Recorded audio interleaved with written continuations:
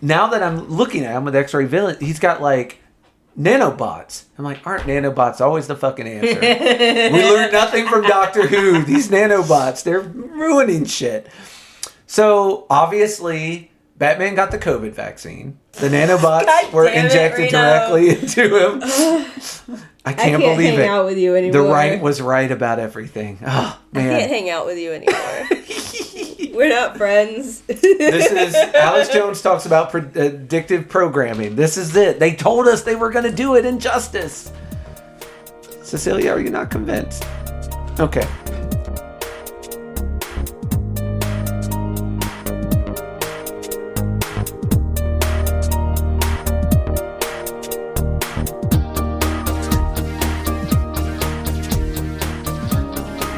Are you doing that thing? It's like 1, 2, 3, but you don't say 3.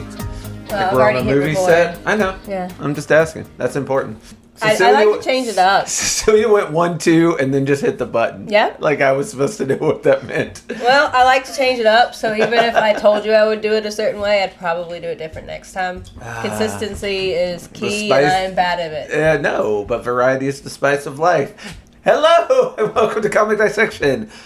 Comic book club where we look at comics through an intersectional leftist lens. Yep. My chaotic co-host over there is Cecilia Rose. I just finished watching Loki season 2. Speaking of chaotic. Yes, that's actually... No spoilers, I'm like, I don't know, 4 episodes in? I haven't finished it yet. No, I was just going to say, I'm channeling. I seek to always channel Loki. In chaos. I'm definitely more of a Riddler guy. Chaos within an ordered regime, which isn't chaos at all. It just has the illusion of chaos. We do one thing one time, we do another thing another time. Mm-hmm. Yeah. Whatever strikes your fancy at any particular given moment. Honestly, yeah. Be your own world designer. And my baritones are coming to you from the lungs of Reno V, your other host of this show. And today we are discussing one of my picks, or half of one of my picks, the 12-part Alex Ross. I tell you, because I like Knowledge Fight, I'm going to keep almost saying Alex Jones like over and over again. We are not an Alex Jones podcast. We are not an Alex Jones podcast. I can't. Although Knowledge Fight is, and I highly recommend it. Oh yeah, 100%. I could not do what Dan and Jordan do, is what I'm saying. I could do it once every 6 months. I think it would only, the show would only come out I guess I could do what Jordan does, which is just scream into the microphone on different occasions. That is, I could accomplish Jordan's side of the podcast. Dan, who does all of the research. It'd be hard. That you'd listen to a lot of Alex Jones. I could do it if I was. The problem with Dan Jordan Knowledge Fight is that he'll start an episode with like, so I listened to 6 episodes of Alex Jones and I couldn't find anything for the show. And I'm like, oh my god! So it's like 3 episodes apiece. So you spent 18 hours listening to Alex Jones, and you didn't even get an episode out of it. That's the part that would kill me. If I knew I could put in 2 hours and get an episode, like when we sign up, like, I put in a couple hours and we get an episode, guaranteed. But imagine if every 2 weeks I gave you a pile of comics and there was only a 10% chance that we would actually do an episode on what I handed you. It'd be frustrating. It would be although, like, some of them I probably wouldn't mind because, like, we were trading books prior to doing this. Anyways. We were. It's part of the impetus of this podcast was that we were already doing this off of podcast. Yeah. Mm-hmm. And I mean, granted, I probably would have been like, nah, you can keep the G.I. Joe if we were going to do an episode about it. Yeah, well, that's the one difference is that, like, you can't quit two issues in. I couldn't do it. Yeah, I tried it and this just wasn't working for me. That was something you could do before we started the podcast. I would give you something, you'd start it and be like, no. This one isn't for me, man. Mm-hmm. But usually you have good taste. So, like, most of the time it's not a thing that was a problem. When it's not clouded by my youthful nostalgia. Hey, look, we all get there. We all get there. It's true. But yes, this is Justice. It was a 12-issue series. Came out from August 2005 to June 2007. I think it was a very nice every other month thing, and I think a lot of that is because it takes Ross a little more time to art up his books than most folks. He also co-writes his stuff, so that's a full plate for anybody. Yeah. Even though he did have help from Jim Kruger and Doug Brathwaite. Jim Kruger is also, I wrote it down because he wrote comics for Batman, Star Wars, and even did a little run on the Buffy the Vampire Slayer comic. Ooh. So yeah, Kruger gets around, and Doug Brathwaite is.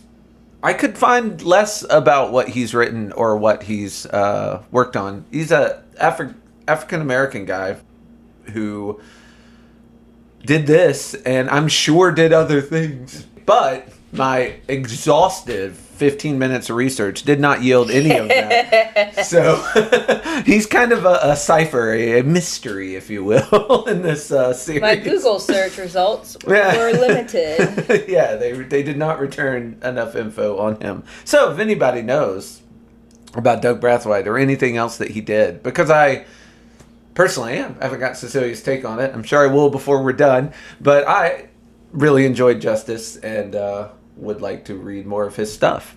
And it's very interesting when people collaborate on something, and then you see their projects that they did by themselves. You can kind of be like, oh, I know what part of this was him, and what part of this was Alex, and what part of this was Jim. I feel like that about Good Omens. Definitely. Because if you've read Terry Pratchett's Discworld, and if you've read Neil Gaiman's everything he's ever written, which I may or may not have done. Amen. Yeah, when you read Good Omens, you can be like, I see, this is Pratchett, this is Gaiman. This particular paragraph is giving off some real Terry energy. Getting some real Gaiman here. This is Gaiman it up. Yeah. It gets harder with like Stephen King and his son who wrote Lock and Key, which we'll probably cover at some point for this show. That was a good one. Yeah, that was a good one. Those two write so similarly that it's hard to tell them apart. Yeah. You know, unless it's a father and son duo, it's neat to see where the distinguishing goes. So two reasons I picked Justice. Number one, three. Number one, it's got the Riddler in it. Number two, it's a story I just really enjoy. It's almost a sister. This is almost going to be a sister podcast to our Identity Crisis. Yeah. Because it is another thing. Number one, it also takes place outside of like comic continuity. Like the Justice doesn't connect into the normal DC universe. And even if it did, it's been revamped since 2007, so it doesn't anymore. But even at the time, it didn't. It's kind of an Elseworld tale. But it does kind of deal with, once again, what if the superheroes' identities became public knowledge? And we even get some time with Adam and his ex-wife in this as well. So they make a little cameo. Hey, and she's not a weird serial killer in this one. So win for her. Hey. In this universe, she's not out murdering superheroes to hook up with her ex-husband. Again, there had to be an easier way. There really did. Yeah, it's actually the people who should be fucking with superheroes. They're enemies. Yeah. It makes more sense, at least. The character continuity is consistent. Yeah. One thing I really like about this is there's so many characters, but you do get a little bit of time with each of them. And the villains aren't just villains, and the heroes aren't just heroes. Yeah. Like, they've all got enough personality to separate them and to establish them as who they are. Yeah, big fan. But Alex Ross being the third reason, because I am a big fan of his art style. Mm-hmm. He's won the Will Eisner Award, like, almost every year. Like, he's got so many. He probably doesn't have enough space on his mantle for all of them. I won't even go into them all. But he did Justice. He did Kingdom Come, which is another DC property, which we will almost certainly cover at some point. He did the Marvels for Marvel comics, as you may have guessed. That one's neat because it's it's the Marvel lineage, but through the eyes of the common man.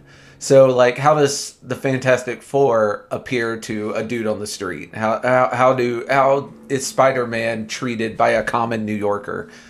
If the video games are anything to go by, a common New Yorker. Most of them, well. If you're not J. Jonah Jameson or half the police force, you like Spider-Man. Yeah. I think a lot of that, and a lot of the big scene where he's fighting Doc Ock and he's on the train and he's like, all the New Yorkers step in the way of Dr. Octopus to protect him. Like, I feel like Alex Ross's The Marvels is kind of some of that. Okay. Some of it came from that. This how are superheroes treated by people. And we get the flip side of that with Lex Luthor, who I always find to be a fascinating villain just because he has that unique viewpoint of like, I don't like the heroes because they came down and we all just gave up and like let them do everything for us. It's a neat outlook that I have yet to see another villain take. I don't agree with it because it's way too like libertarian. It's the nanny states why we don't accomplish things. It's that philosophy which I do not subscribe to at all.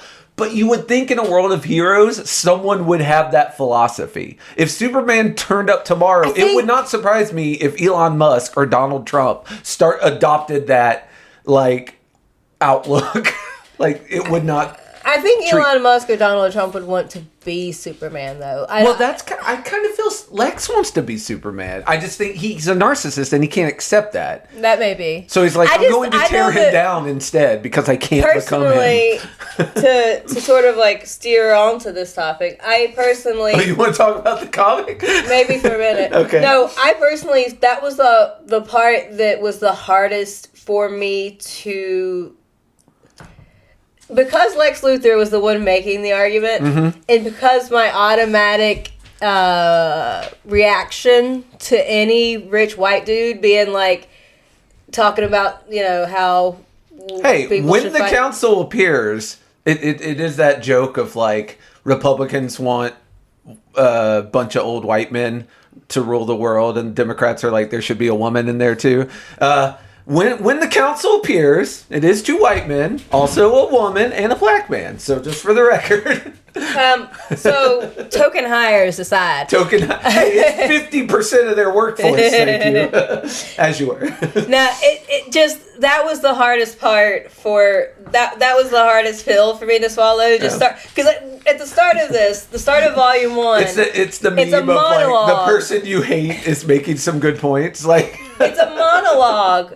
And my immediate reaction was, why is you hated this person before you knew who it was? Yes. Which is great. I was so irritated. I was like, who the fuck is, we were the foragers of the planet, the lifters of the flame. We were the dreamers and the myth makers. We were the inventors and the industry. It's every American presidential speech ever. Yeah. Fucking J.D. Rockefeller called and wants his talking points back. Jesus Christ. Yeah. I was wondering who, because I didn't know who was the narrator when I first started reading this. And I was like, oh my God. Yeah. Take a breath. Is full of himself. So the beginning of this comic is like, tell me you have trust issues without telling me you have trust issues. if Lex Luthor is anything, it is not trusting. And we will see that even through Justice. But yeah, Alex Ross, just to finish up real quick, he's been compared to Norman Rockwell. It's kind of like, those Santa Claus paintings that they always put on the sides of Coca-Cola cans in December. Like, he's got that kind of art style, that photorealistic art style, and I dig it. I just, like some of this stuff I would paint on the roof of the Sistine Chapel over that weird Jesus touching Adam thing, and I wouldn't shed a tear for it. Like, so I'm gonna be honest, it's my thing. I know it's not your art style, right? It is not. Yeah. I tried, and by the end of volume 1, I was like, hyper-realism is just not for me, man. Yeah. I tried. That's fair. At this point, I have to acknowledge, it was after after a certain point when I got irritated with the narrator, I was like, also I tried, but at this point I have to acknowledge that hyper-realistic art is my least favorite type of art. Your least favorite? Wow. Yeah. That's above and beyond. But that is okay. We will agree to disagree on the art style, but... Now, let us delve into the story. So, yes, it does open with a monologue from one Lex Luthor, who we do not know that at the moment. And it wasn't a surprising reveal once it was revealed. It really wasn't. Yeah, but man plays the man does not have a poker face in his monologues. Yeah. But it starts out all these huge missiles and fireballs are falling out of the sky. And Lex Luthor is saying, we discovered the atom. We created the bomb. It was our responsibility. It didn't have to be. Not fully. Not in a world populated by the otherworldly. We should have done all we could despite the rescuers. But we were lazy. Their very being made us lazy. And now it's all going to blow up in our collective faces. So you see the Earth from... writ large, and you just see explosions going off everywhere.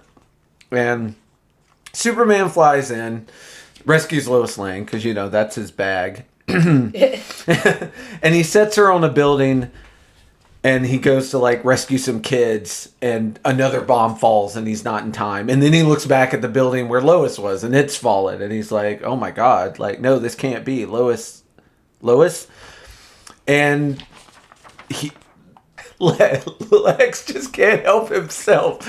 So this is we will quickly realize that this is a nightmare that a bunch of villains of the DC universe are all having.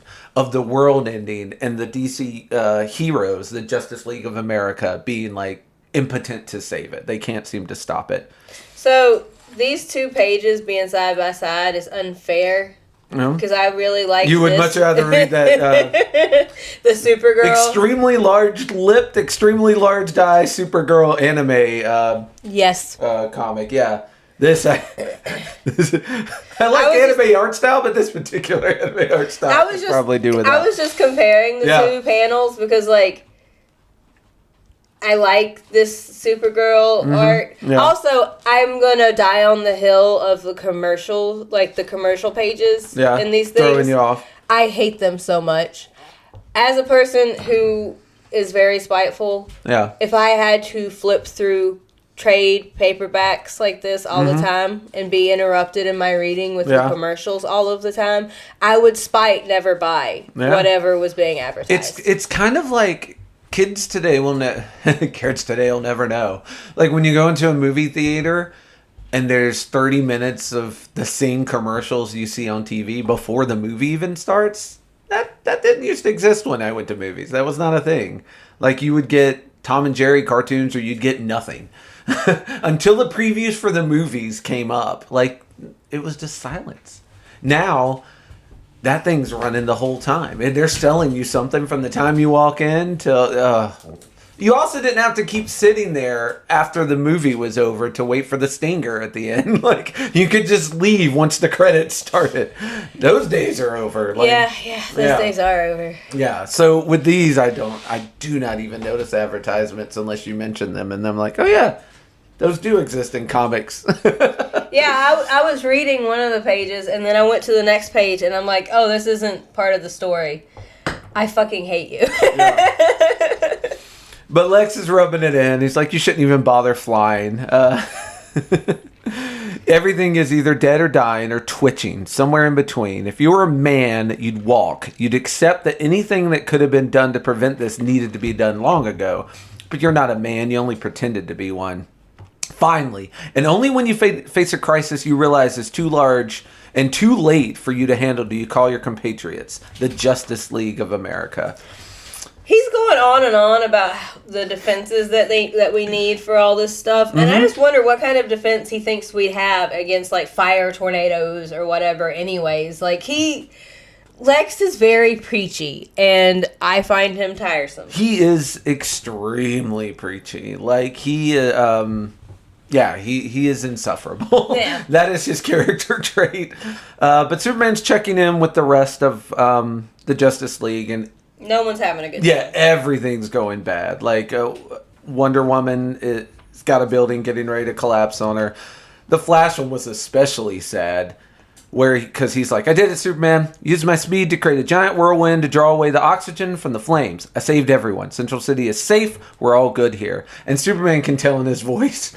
He's like, you're in shock, Flash. I hear it in your voice. What happened? And Flash is like, less than a minute. That's all it took me. And Superman says, Flash, is anyone still alive? And he says, no one. But I saved the city. I was fast enough. I'm always fast enough. And he's broken. Flash is broke. Martian Manhunter is dying because fire is his weakness and everything's on fire. Yeah. And we mourn the last of a dying race. Only the Green Lantern is able to come up with what looks like a solution for a remnant of mankind. Of course it would be him. He's human. Yeah, so Lex, giving humans the problem. Green Lantern saved as many people as he can with his ring. But then he goes dark. Hawkman and Hawkwoman just fall out of the sky like Kid Icarus. Kid Icarus. Yeah. Flew too close to the sun, kids. Oh, Lord. There's a real sad scene where people are like running out of a burning city to go to the ocean, and Aquaman's like, the oceans won't protect you. And you see behind him just like the seas are boiling. There's just like all the sea little life is fish floating on the surface. Yeah. And then you have Green Arrow and Black Canary, and he's like, if I shoot an arrow, we can like swing to the next building, and he shoots the arrow to the building, and the building collapses. Yeah. Batman is leading some kids into a cave trying to save them, and then the whole planet blows up. And then we get a scene of different villains waking up. And first thing I have to say is, man, being a villain pays well. Like, these bedrooms are nice. Like, Black Manta wakes up and he's got this huge like he's got this huge aquarium, and the cheetah wakes up and she's got this like jungled terrace outside of her house. It's fair. The Toy Man's got a lot of really nice action figure collectibles, which I know weren't cheap behind him. You know what? True. Yeah. True.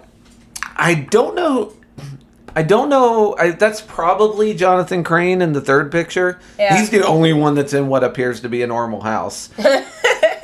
But maybe that is his nightmare.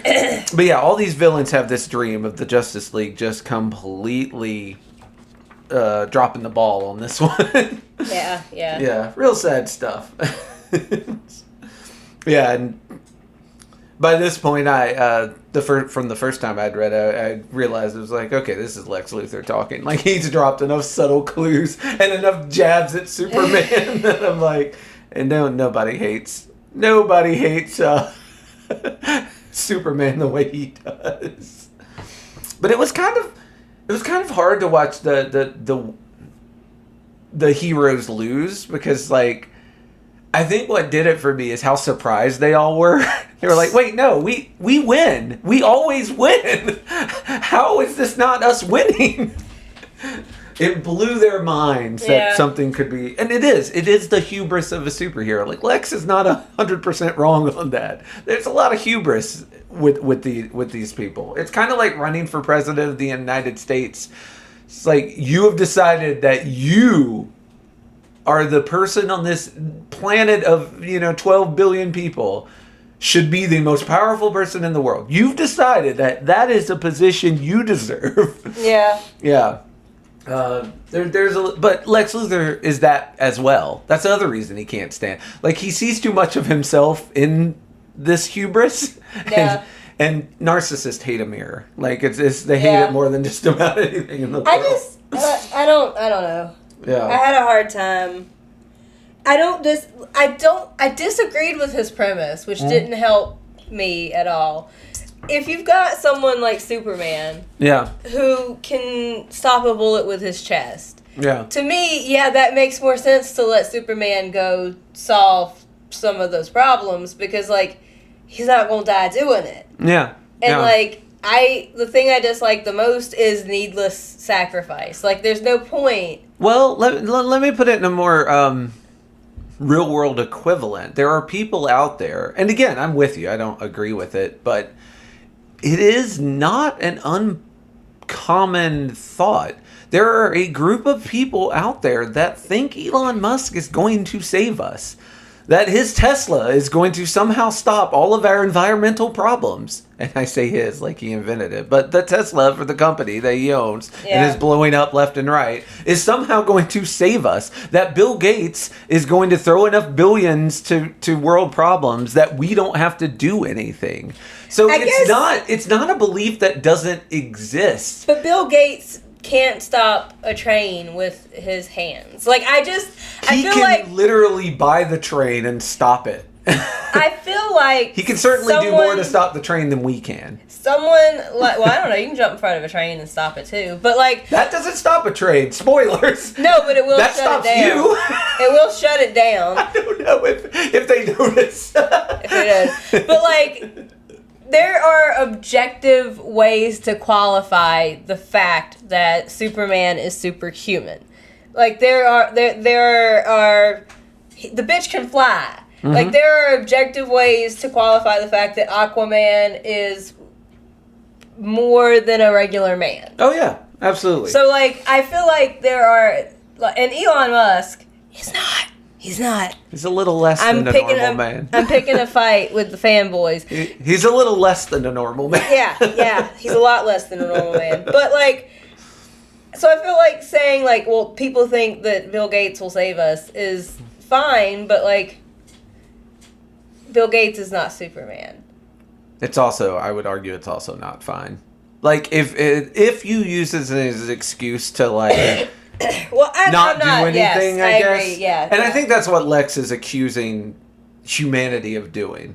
Of like, we've all given up because what's the point? Superman will fix it. Like, and again, I've seen nothing in the DC universe that proves that to be fact. I think that's just Lex Luthor's warped perception. The real problem is Lex Luthor was a big dude on Earth, and Superman came down and made him feel small. Yeah. That is what, but a narcissist has to redefine the situation so that they're the hero and the other is the villain. So we cut to not the dreams. We're back in the quote-unquote real world. We're in Atlantis, and Aquaman's... It's almost a Star Wars thing. He's like, I sense a disturbance in the Force. There's like something weird going on in the water. Right. And his wife is lying in bed with the baby. It was such a cute picture. This was a cute scene, honestly. Just it like really was. He's like, where's my belt? She's like, look, I can't hold your son and find your belt. And she gets his son. You get a very cute picture of him swinging him around. And you're like, this is a loving family. Aquaman just wants to stay curled in bed with his wife. I know. And he doesn't want to do this shit. Yeah, I really felt for him here. Like, he's adorable. And he is so adorable. We get to see a superhero being... I listened to our last episode, right? And we were talking about all the shit about deadbeat dads. And we get to see Aquaman here be the opposite of that. He wants to nurture his family. He enjoys cuddling with his son. He's like, this is what I want to do. Like, ruling Atlantis and saving the seven seas and occasionally having to save the stupid surface dwellers. Like, not my bag. I want to stay home and play with my baby. Yes, and it's also very cute where he's like, I just wanted to say that the reason I keep fighting is for you and my son. And she's like, you always get so serious. Have a nice day saving the seven seas, dear.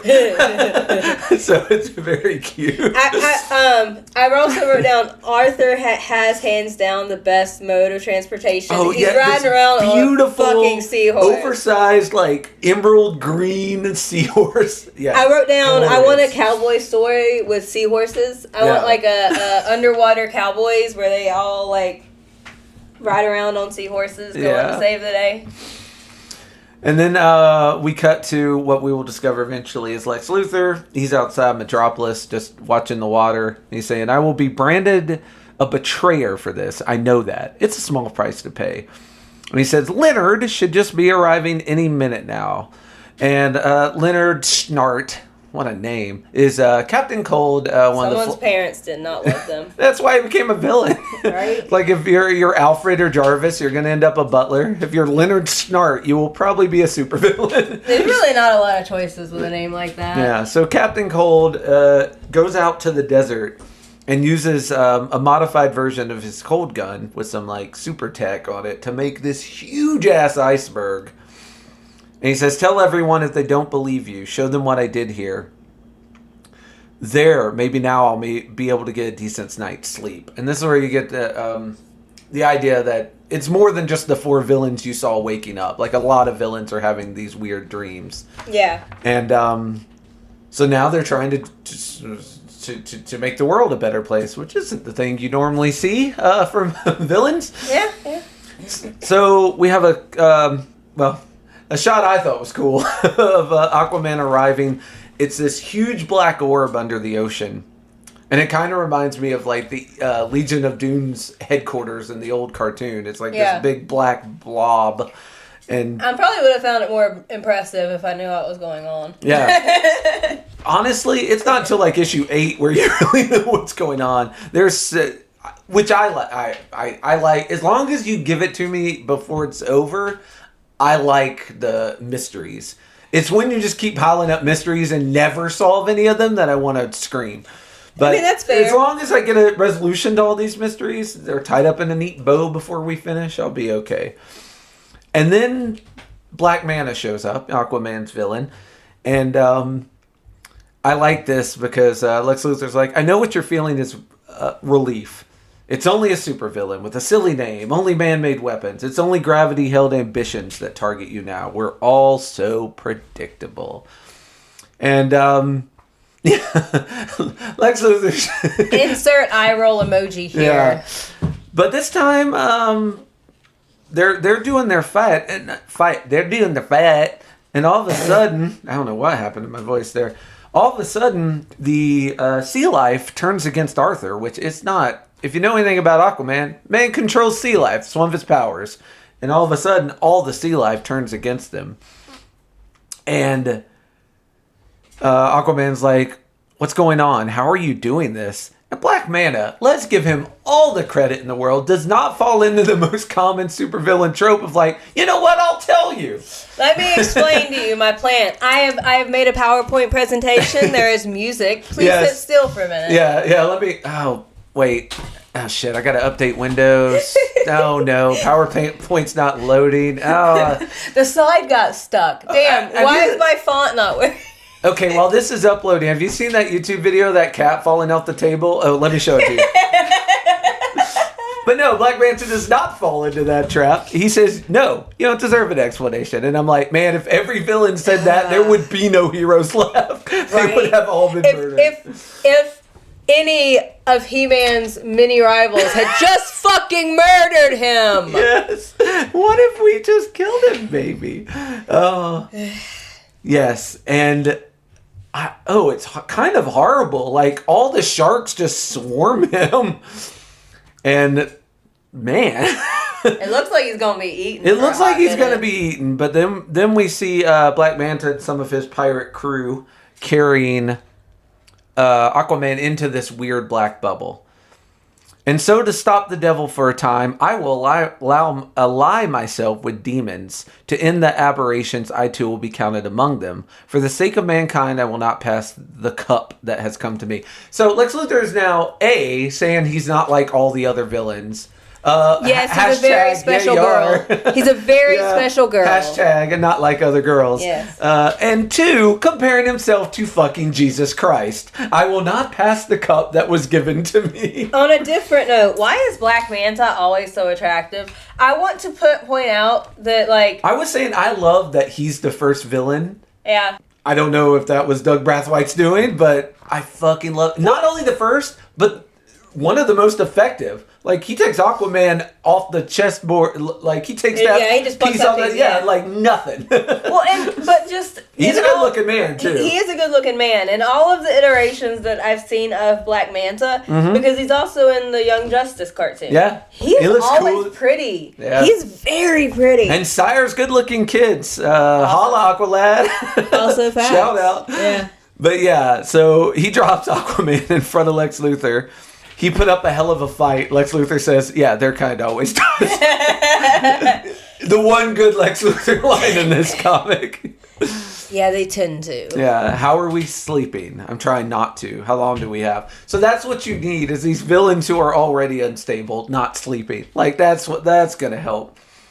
The dreams don't get any easier with repetition. They grow more painful every night. How long do we have before the end of the world begins to happen?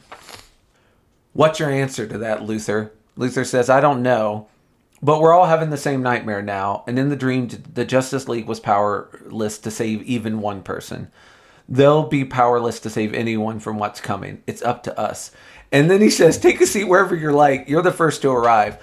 This is the throne room in the old cartoon. This is where the Legion of Doom hangs out in the old cartoon. And it's so funny that Alex Ross was like, yeah, fuck it. They're going to be hanging out in the Hall of Doom. This is where they reveal that it's Lex. Yeah. And I wrote down, I should have figured it was him.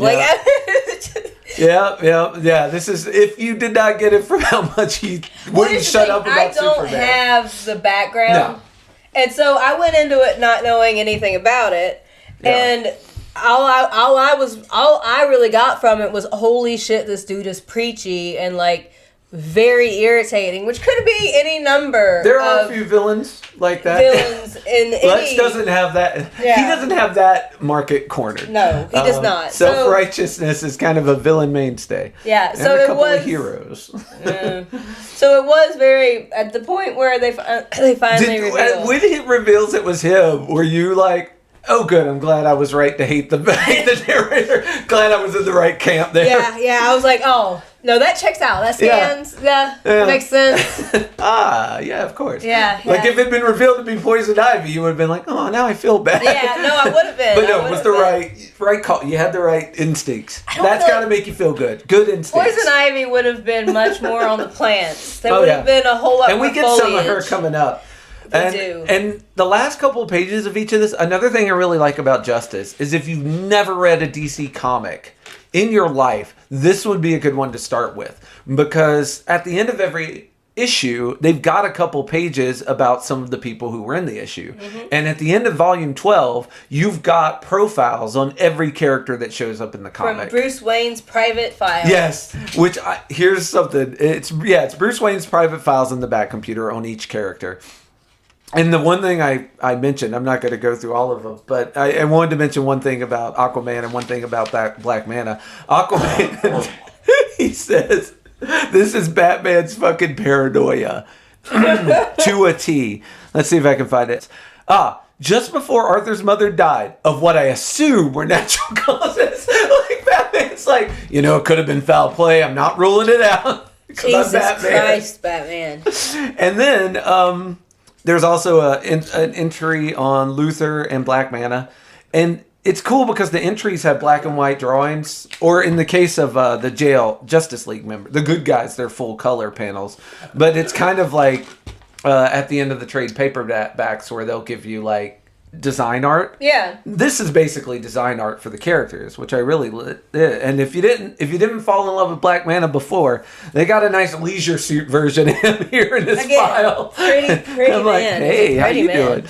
But the first paragraph is Batman. This is pot calling the kettle black. No offense, Black Manta, in ways that I never even knew. Listen to this paragraph and tell me if it could survive. If it could describe Bruce Wayne as easily as Black Manta. All right, go for it. Black Manta's identity is irrelevant. He has become the mask he wears. There's nothing hidden beneath. This is why, like many other criminals I have faced, I believe him to be completely beyond rehabilitation. At some point in the past, he simply put on the helmet, or cowl, and chose to live in opposition to his fellow man. It is madness that defines the world in such small terms. Everything else is a contradiction to be hated. Batman, with the exception of the line about criminal, and you could even say that because he's technically a vigilante. He is technically that is Batman. Yeah. Batman is possibly another narcissist on our hands. He looks at Black Manta and sees the exact person that is Bruce Batman. Wayne. Yeah. But that thus ends issue 1 of the first 6 parts that we're covering of Justice. We fly into issue 2, and the cover of issue 2's got my boy on it, Mr. Edward Nygma. With a kind of a smirk on his face, which is surprising because you have like the whole Justice League standing behind him. Yeah. But Riddler's not full of hubris. And my favorite panel is the very first page. And normally, panel's all about art. but just this once, it's the art combined with the bubble, with the words. The very opening line is Edward Nygma saying, "I'm surprised no one thought of this before." No, that's not quite true. I'm just surprised I never thought of it before. Oh, Edward, never change, you magnificent bastard. Aww. I love watching you with your little crushes. Oh, it's yes, adorable. he is back, baby. I love him so much. I love that for you. Ah, man. You see, I light up. I light up like a kid getting ready for prom. I'm so excited. Look, we will fully explore the reverse of this when I tell you what we're reading in 2 weeks. Exciting. So, basically, what Riddler is speaking of is they're trying to hack into the Justice League's computers. And it's like, well, who's got the most powerful computers? Oh, the richest man in the world, one Bruce Wayne. So he's broken into Wayne Industry. He's up on the top floor, and he is hacking up a storm. I just wrote down, stealing Batman's information from Bruce Wayne is funny on so many different levels. And it pisses Batman off so much. He's like, oh man, I feel kind of like an idiot here. And he should. Yeah. So here's the thing. I actually really love this interaction with the Riddler and Batman. Yeah. One, it shows the Riddler in what I feel like is a very positive light. Mm-hmm. He thought through a situation. Yep. He escapes with all of the information. Yeah. And we find out later he gives it, like, they get it. Like, they win. They win. The bad guys win. It feels much more like a close call. Mm-hmm. And it seems like a well thought through plan, and also you really should not be able to access Batman shit from Bruce Wayne. From Batman to shit. Well, exactly. That is so fucking suspicious. Yeah. It is so suspicious that he went into Wayne Industries. It's Wayne's hubris, man. And what if one intern got too nosy one time? Right. It's Wayne. Like, this is a lapse of judgment, Batsy. Like, you cannot be putting all of your superhero information in one spot. Why would you put all of your superhero information in one spot? Who does that? I know someone. Batboy. Yeah. And so they're hacking, and one of his men is like, there's someone here, not a guard. And Riddler, because Riddler has no faith in his army, is like, I said every guard, gentlemen. Like, you left one conscious or alive. I don't know if he's killed him or just knocked him out or whatever. And he's like, it's not a guard. I like his men are just like, come on, boss. I swear it's not a guard. I did my job, I promise. And he said, assuming, of course, this is a guard and you haven't done your jobs, who else would be here at this time of night? A cleaner, perhaps? And the computer is saying CEO Bruce Wayne. And he's like, ugh. This is one of my favorite lines. Ugh. Isn't that so much like those with wealth? Always burning the midnight oil. Always showing the rest of us why we're not as rich as they are. He's coming. Prepare for him. I love the notion that rich people work for their money. That's very cute, Joker. Yeah, Riddler. Yeah, they stay up late to come in. It's like, dude, he's the CEO. He's coming in to meet up with his secretary without his wife knowing. He's not in here like fucking working. I think there might have been a bit of sarcasm there on Eddie's behalf. We hope so. Yeah. Sir Wayne is just outside the door. So Riddler, being ever the showman, he's standing there with his hands on his cane, all prim and proper. He's like, good evening, Mr. Wayne. And Batman, I will give him credit. Quick thinker. Because he didn't go, oh shit, I'm found out. He's like, no, Wayne. Not even close. And he comes flying in, all in Batman attire. And does he have a bat suit at Wayne Industries? Is that a thing that... I assume it was in the Batmobile that he drove up in, like... But I don't know. Yeah, Alex Ross, you really dropped the ball. Me and Cecilia want to know where he got the suit from. Poor storytelling. Was he at home and he got a notification? I assumed he was already, like... beating up Mad Hatter across town, and then just got a call that, like, oh, someone broke into the Wayne Industries, and they're hacking the what? Oh shit! Sorry, Mad Hatter probably got away. Like, He was in the middle of like punching him into a giant mushroom and was like, "Oh shit, this is more important." Hatter, don't you get out of that mushroom I punched you into. I gotta go do something. Stay right there. I gotta go talk to somebody. Yeah. So Riddler and his boys, it's a good action shot. One of them is like hopping over the railing. They're all running down the steps. By this time tomorrow, Batman, I'll know all your secrets. I'll know who you are. And you can't imagine anything would make Riddler more happy. They're charging down the stairs. And one of his men's like, "Why are we taking the stairs? Lazy ass." He's like, he'd used the computer to stop the elevator the same way he pulled the Bruce Wayne is coming stunt. So he thinks Batman made it just look like Bruce Wayne so he could get the jump on Riddler. Well, a rare lapse in judgment for Eddie. And here we see how sick Edward Nygma is. They're driving away, and one of his men's like, he's not back there. And what would you describe this facial expression as Riddler says, "Oh, yes, he is"? It's kind of a bemused, happy smirk, I would say. Yeah, he's happy. He looks smug as fuck. He looks smug. He's happy that Batman's chasing him. He's like, "Ooh, the game's afoot." All of these little boys just want to be Batman's specialist person. They love it. And then Edward's like, "Yeah, I have work to do." So he pulls out a nesting doll, and he's setting up his riddle because God forbid you don't give the man a clue. And now Bruce is narrating this one. And he's like, he had you identified, Bruce. He had you with your own computer. As me and Cecilia said, Batman is at this way too late junction realizing what a mistake that was. You can't trust in luck. You have to be better than that. Like, this is a scary look into Bruce Wayne's mind. He is just berating the fuck out of himself. He's like, You can't trust in luck. You have to be better than this. You have the means, the skills, and the method, and the Riddler still almost had you. Like, he is so mad. Yeah. And it gives me the giggles. It is a very well. Maybe I'm too suspicious. Mm-hmm. I'm tired. Yep. Maybe I'm too suspicious, but I really do feel like if I were a person who had such information on everyone, one, I would not keep it all in one spot. No.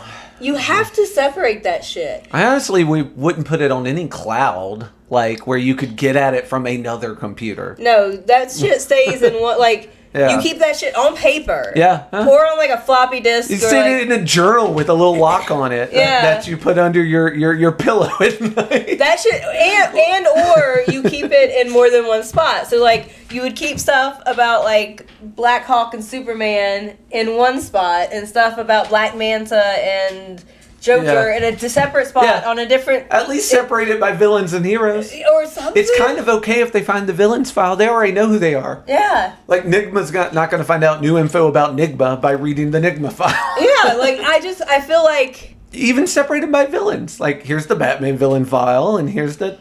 Superman. And you don't write down people's identities, Batman. Jesus Christ. You're Batman. You could probably just remember some of this info. Who is this information for? I think I honestly think he's just not secure enough in his masculinity to keep a journal. That's all it is. It's just a journal. He's just like, here's why I like Superman, and I wish we were better friends. But he can't just say that, so he has to be like, he is the last Kryptonian. Here are his weaknesses. Like, he can't just be like, I sure like my pals at the Justice League. I sure have cool villains. Like, you can't just do that. So much could be solved with a good therapist. Yeah, no kidding. So while Batman's pursuing Riddler, he gets in contact with Red Tornado and Superman. They're all looking for Aquaman, who went missing. We know why, because we read last issue. Batman straight up shoots a grappling hook missile into Riddler's van and just stops it. If there had been a dude slightly in a different position, they would have been impaled on this thing. Batman's no-kill policy is 90% luck and 10% effort on his part. Yeah, but as you can imagine, he stops the fucking van with his super Batmobile hook. And he starts beating up thugs, as you can imagine. And Riddler runs into a place called the Batcave. Aye.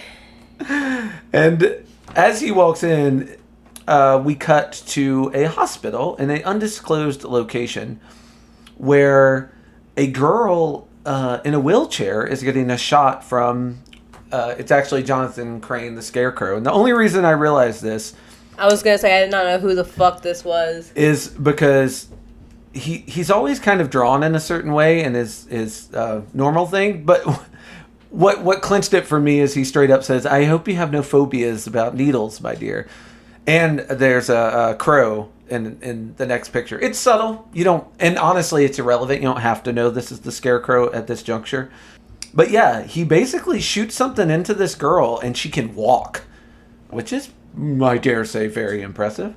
But it shows her eye and it's kind of got a green glint to it. And then we cut to the news, and this is Jack Ryder, who's kind of we've run into him before. He's the skizzy version of Lois Lane. He's the underhanded reporter. And he's talking about, reports of people learning to walk in wherever this was. Oh, so I did write down here two things. One, sure. One of the things that the first panel where Batman jumps into the fray, the Riddler's van after he stops it. He starts with, "When I was a boy, my mother and my father were murdered before my very eyes." And I wrote down, "Jesus Christ, Batman, we know." Yeah. Get a new tagline. I wrote it later, but I'll mention it now because you said that. In almost every case file about a hero, he's like, "They just haven't learned yet. You can't afford to have loved ones in this industry." And I'm like, "Oh, let it go, Batsy." Yeah, I wrote down, "Yes, Bruce, we know. Jesus, go to therapy, Bruce." And then when when Crane Scarecrow, heals this girl, he's like, "No, I'm afraid she hasn't. She's going to have to pay taxes, work, go to Disneyland, and be like everyone else again." I wrote down the true horror, the capitalist machine. I think Scarecrow's giving us a little wink into what terrifies him. It's like giant mice. Disney World, the real terror. And Red Tornado, and I assume all the other superheroes are seeing these files like, people learn to walk again. Interesting. At this point, I don't think they know that's villains doing it yet, but it's newsworthy in and of itself. Yeah. And Batman's walking through the club, and Riddler does this crazy, diving jump thing to try and whack him with his cane. He's like, "Hey, Batman, ready to dance?" And they start fighting. Oh, they want a hug. Riddler wants to dance. Batman's like, "Come on, give me the disc." And here's the thing. I will give Batman a slight bit of credit here. He says, "We can do this without me giving you the customary broken jaw, Riddler. Just give up, and you can go back to Arkham and your books." And Riddler's like, "It's you who will be given up." And he's like, "All right, you win." And kicks him in the face. It's like, "I tried, man." He did give him the offer. Yeah, he did. We don't have to do this dance. It will never happen. A villain will never be like, "Yeah, good point. I give up." It's a rarity, you see. Don't see it in comics too often. It's very true. Because the comics are kind of vaudeville. People come to it for different things. And some people come to it for these fight scenes. They're like, they'd be real... See, this is the parts where I just you just skip through. But some people would be very disappointed if Riddler just throws his cane down and goes, "You got me, man." I'm tired. I don't feel like getting my ass beat this today. club's called the Bat Cave. So everyone, takes Batman's side and starts, jumping Riddler's thugs. Duh. Riddler should have known better than to escape through a place called the Bat Cave. I have allies here even I'm not aware of. And this is the fun part. Through this whole thing, Riddler has had on a trench coat. Yeah, and there's been this green glow under it. Lex Luthor has a similar one, but it's a purple glow. And we'll find out what that's about later. But Riddler has this green glow. And this is... Alex Ross is really good with lighting. So, you see him underlit by this green glow the whole time. It's really just, again, I didn't my understand what was going on there. You kind of... Up until what happens here, I thought it was just artistic license. It's it just makes him look cool. Yeah, that's honestly what I thought was going on too. But then he's straight up so Batman sees he's got this nesting doll. You know the Russian nesting dolls where there's a smaller one inside it and a smaller one inside that one. Oh, I knew you knew, Cecilia.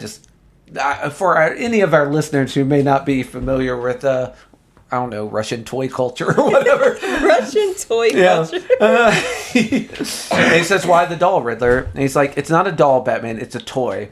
And all these toys, they must be broken. That's what he said. I felt him in my mind. All these toys, they must be broken. It's all part of the dream." And at this point, Riddler opens his cape up like a flasher.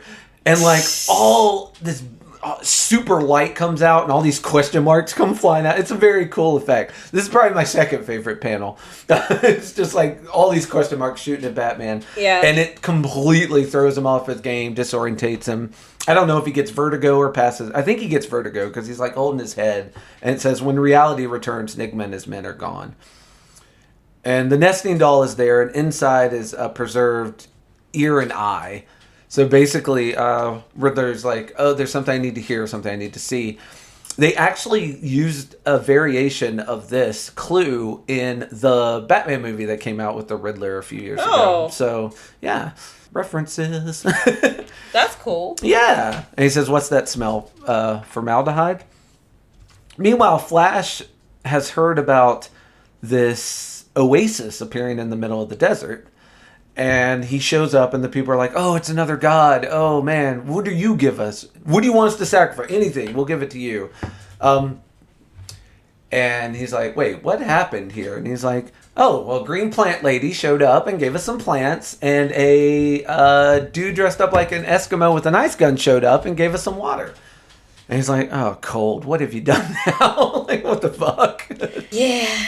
Yeah. It never fails. I always love Ivy. Oh, yeah, she's great. And she's really good in this. And speaking of the devil, we show up to another village. I'm assuming somewhere in the maybe Africa, Middle East, or Southern Europe. Somewhere where it is hot and sandy. And Poison Ivy straight up like brings plants, like these huge ass, think Jack and the Beanstalk sized plants that are growing like these huge ripe fruits off of them out of the ground. She says, I'm going to read it because she's got a way with words, that Ivy. I love her so much. Hear me, my brethren. It's time to claim the world for our own. We've been waiting for so long. Let them be in awe of the green. Let them praise you for the life that you bring. For that is an appropriate response, the only true response. Let spring come. Let the richness of summer reign until the arrival of the fall. And you see she's crying because she too has had these dreams. I don't know. I'm getting some like flashbacks of weird Wiccan girls that I dated, but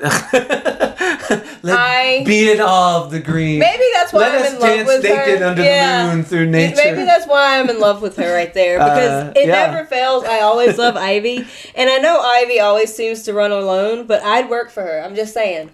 Call me really Ivy. Doesn't though. She works with Catwoman. She works with Harley Quinn. You just have to get a gimmick first. She doesn't often have a gang, and if she does, it's like, dude, she's brainwashed. Although she'd probably be willing to brainwash you in a pinch. I'd love that. I'm volunteering. Call me Ivy. I'm simping, Ivy. Simping for you. So Batman shows up at the cemetery that Riddler's Destiny dolls have led him to. And he's got some special goggles on. So the light trick won't work again. Yeah, so the light trick won't work again. One thing I don't like about this, there's very few things I don't like about it, but one thing I don't is that like the riddle doesn't make sense. Like it's formaldehyde and an ear and an eye. Why this particular cemetery? Is this a Russian cemetery? Like you don't ever really. I like it when they connect the clue to the answer, and they didn't really do that. Like Alex Ross didn't do that. Hey, not everyone knows riddles. It's fine, but. For me, it was kind of like how did he get from A to B here? But he solved the riddle, and he gets here.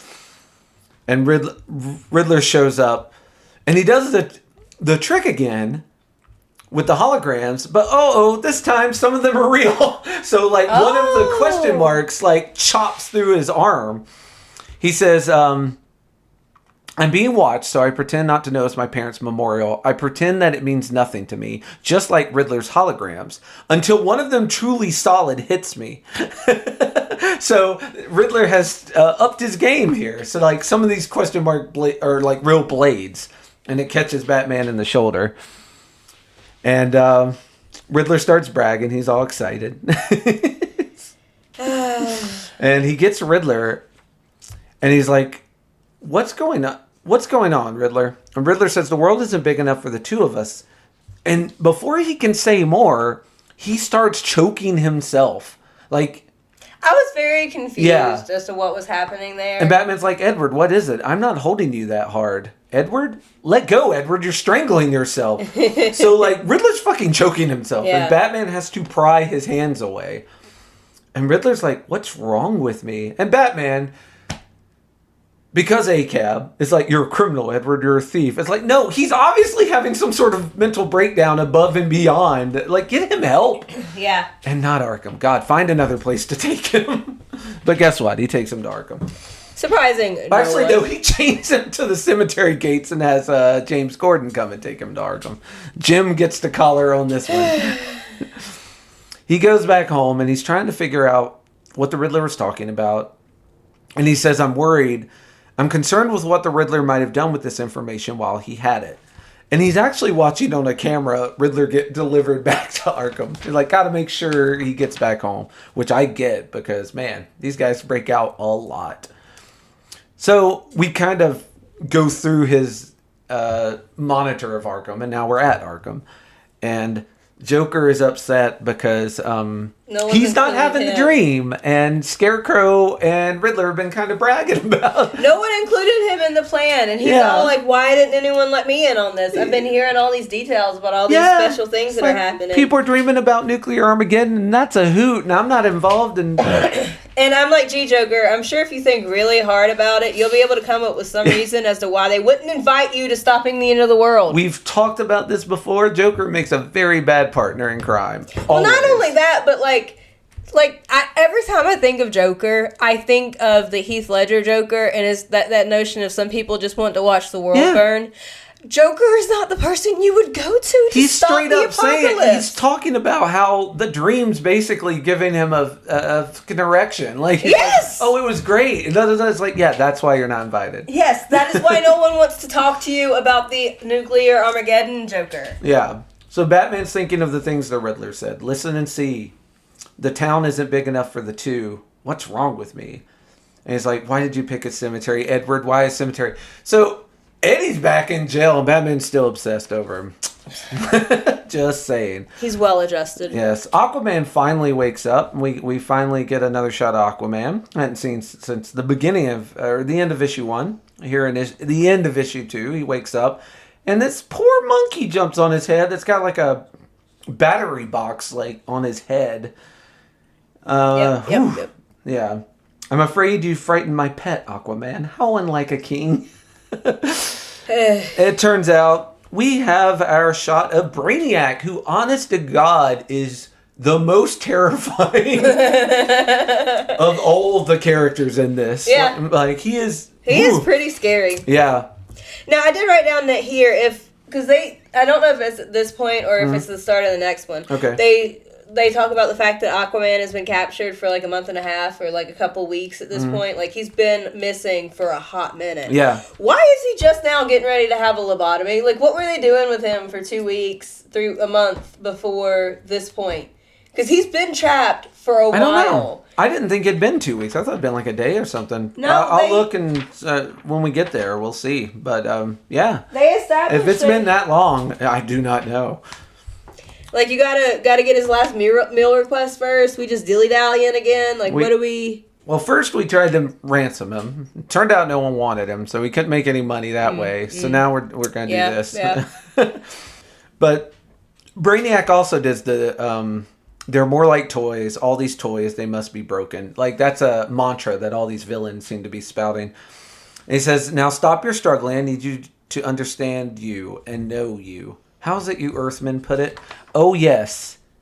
I'm just trying to get inside your head. And the last panel is Aquaman strapped to the table and a full Brainiac reveal with this crazy-ass scalpel, like, getting ready to chop into his head. And it is truly a terrifying picture. It's a scary-looking knife. It is a scary knife.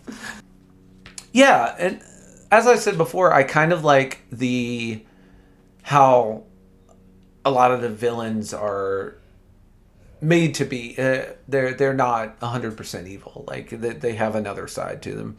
And in Riddler's description, it's kind of interesting because Batman talks about how the problem with Riddler might not be the absence of a father but because his father was there and was a psychopath who would beat him whenever he told a lie, to the point that to this day now. He will always tell you the truth, even if he has to like hide it in riddles and confusion, because he's like, he was traumatized as a child. And he's like, that's the tragedy of the Riddler. I also like Riddler's got these really cool like question mark glasses. Like I totally dig. You don't notice them at first, but if you look closely, the lenses don't go, the frames don't go all the way around. Huh. They like stop in a half hook. So they're like question mark glasses. Those are cool. It's such a cute little effect. I'm sure Riddler would not want me to call it a cute little effect, but it's very cute. And then we get a follow Brainiac, and there's a picture of him holding his monkey, which is kind of cute in a terrifying sort of way. And then a picture of him holding a brain, which is even more terrifying. Again, Brainiac, they really made him the Frankenstein, Dr. Frankenstein of this. He's freaky creepy. So we go to issue 3, and it's on the cover, it's Martian Manhunter getting deep fried with all the villains, giving a hoo-ha behind him, and Gorilla Grodd's eyes in the very background. Yep. We come back in where we left off with Brainiac talking. And I like this. He talks about envy. And he said, you really are the most remarkable being, relatively speaking. It's like, not as good as me, but you're neat. You're right. I would tell your fellow members of the Justice League this myself, were they able to find you. I would confess my envy. There are 2 ways to deal with envy. One is to admit it and therefore become free of the guilt of desire and learn to live without it. The other option is to merely take what you want. I'm like, Brainiac, you seem to have opted for both. You've admitted your envy, and now you're going to take what you want. Yeah, choices were made. Yeah, so this issue is from Martian Manhunter's point of view. It's a very cool shot of him like standing on the coast, like looking down in the water he's getting ready to dive into, because he is obviously hunting for Aquaman, and that's going to be an underwater thing. Yeah, he also mentions that Batman chose him for this mission because he can't be put on fire if he's under the water. It's the safest place to put it. It is the safest place to put him. And the last name Manhunter is not just a moniker. He's very good at finding people. So he's the right dude for the job. And it's very cool. Like, he morphs into a dolphin as he's falling, and then he splashes into the water. And he's a cute little dolphin. He is a cute little dolphin. And then he gets to this weird black freaky blob that Aquaman found and starts turning back into himself, Martian, as he's going to sneak inside. Then we get our shot of Gorilla Grodd. He's kind of got one of these weird like computers he's working on. He's kind of working all these angles at once. Doing some sneaky things. Black Manta lacks imagination. He would be defeated by the Martian as easily as he was defeated by Aquaman. I was like, he beat Aquaman, bro. Like, I don't know what you're talking about.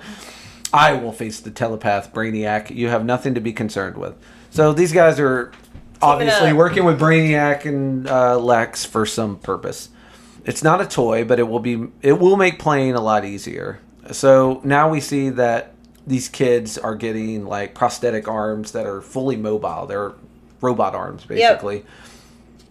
And you can thank the Toy Man for that. So apparently the Toy Man's also doing good deeds. We're just giving limbs to amputees. Why wouldn't we? Yeah. Letting people walk again. Yes. And Jack Ryder being a fucking writing hack. Has Poison Ivy turned over a new leaf? Has Riddler solved the mystery of world hunger? Is there room for a good Professor Zoom? Like, shut up. Just shut up, Ryder.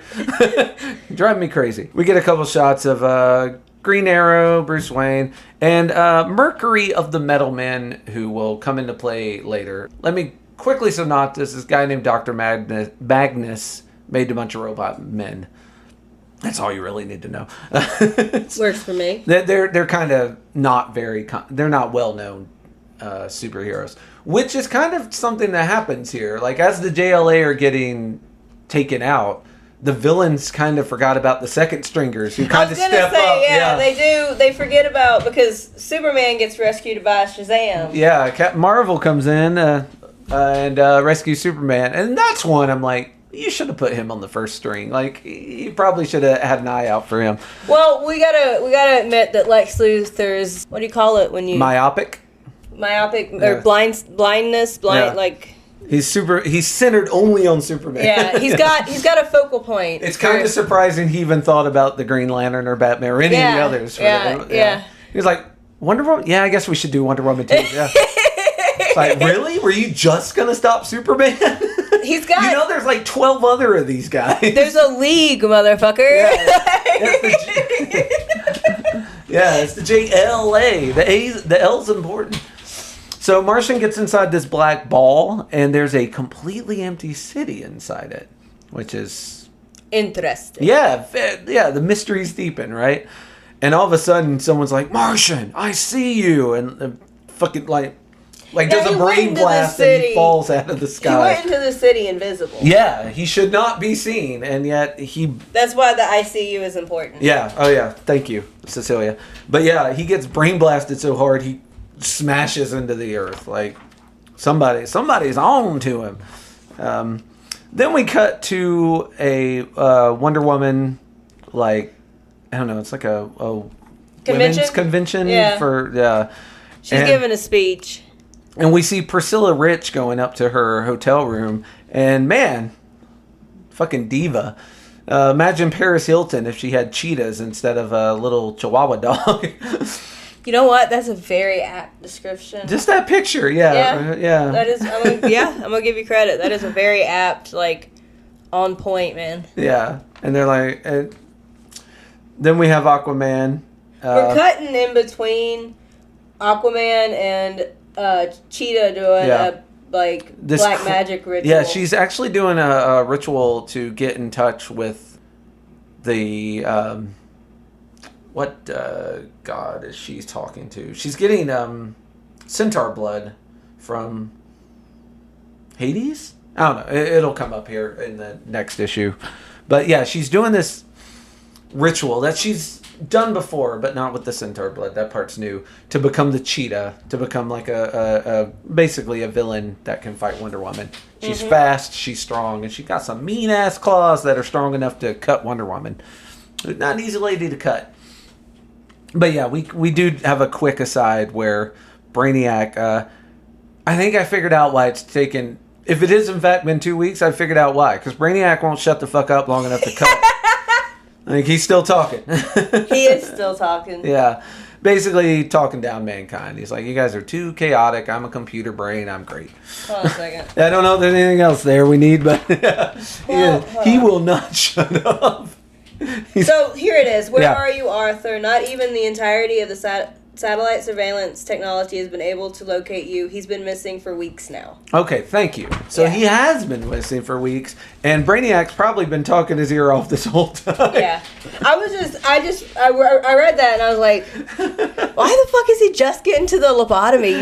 You would imagine if you had a superhero at your disposal, you'd be like, I'm gonna take care of this real quick. But no, not how we roll.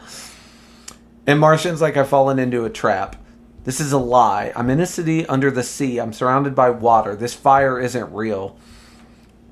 And Gorilla Grodd's like, yes, Martian. Yes, I know you. But you cannot fight me. You won't win.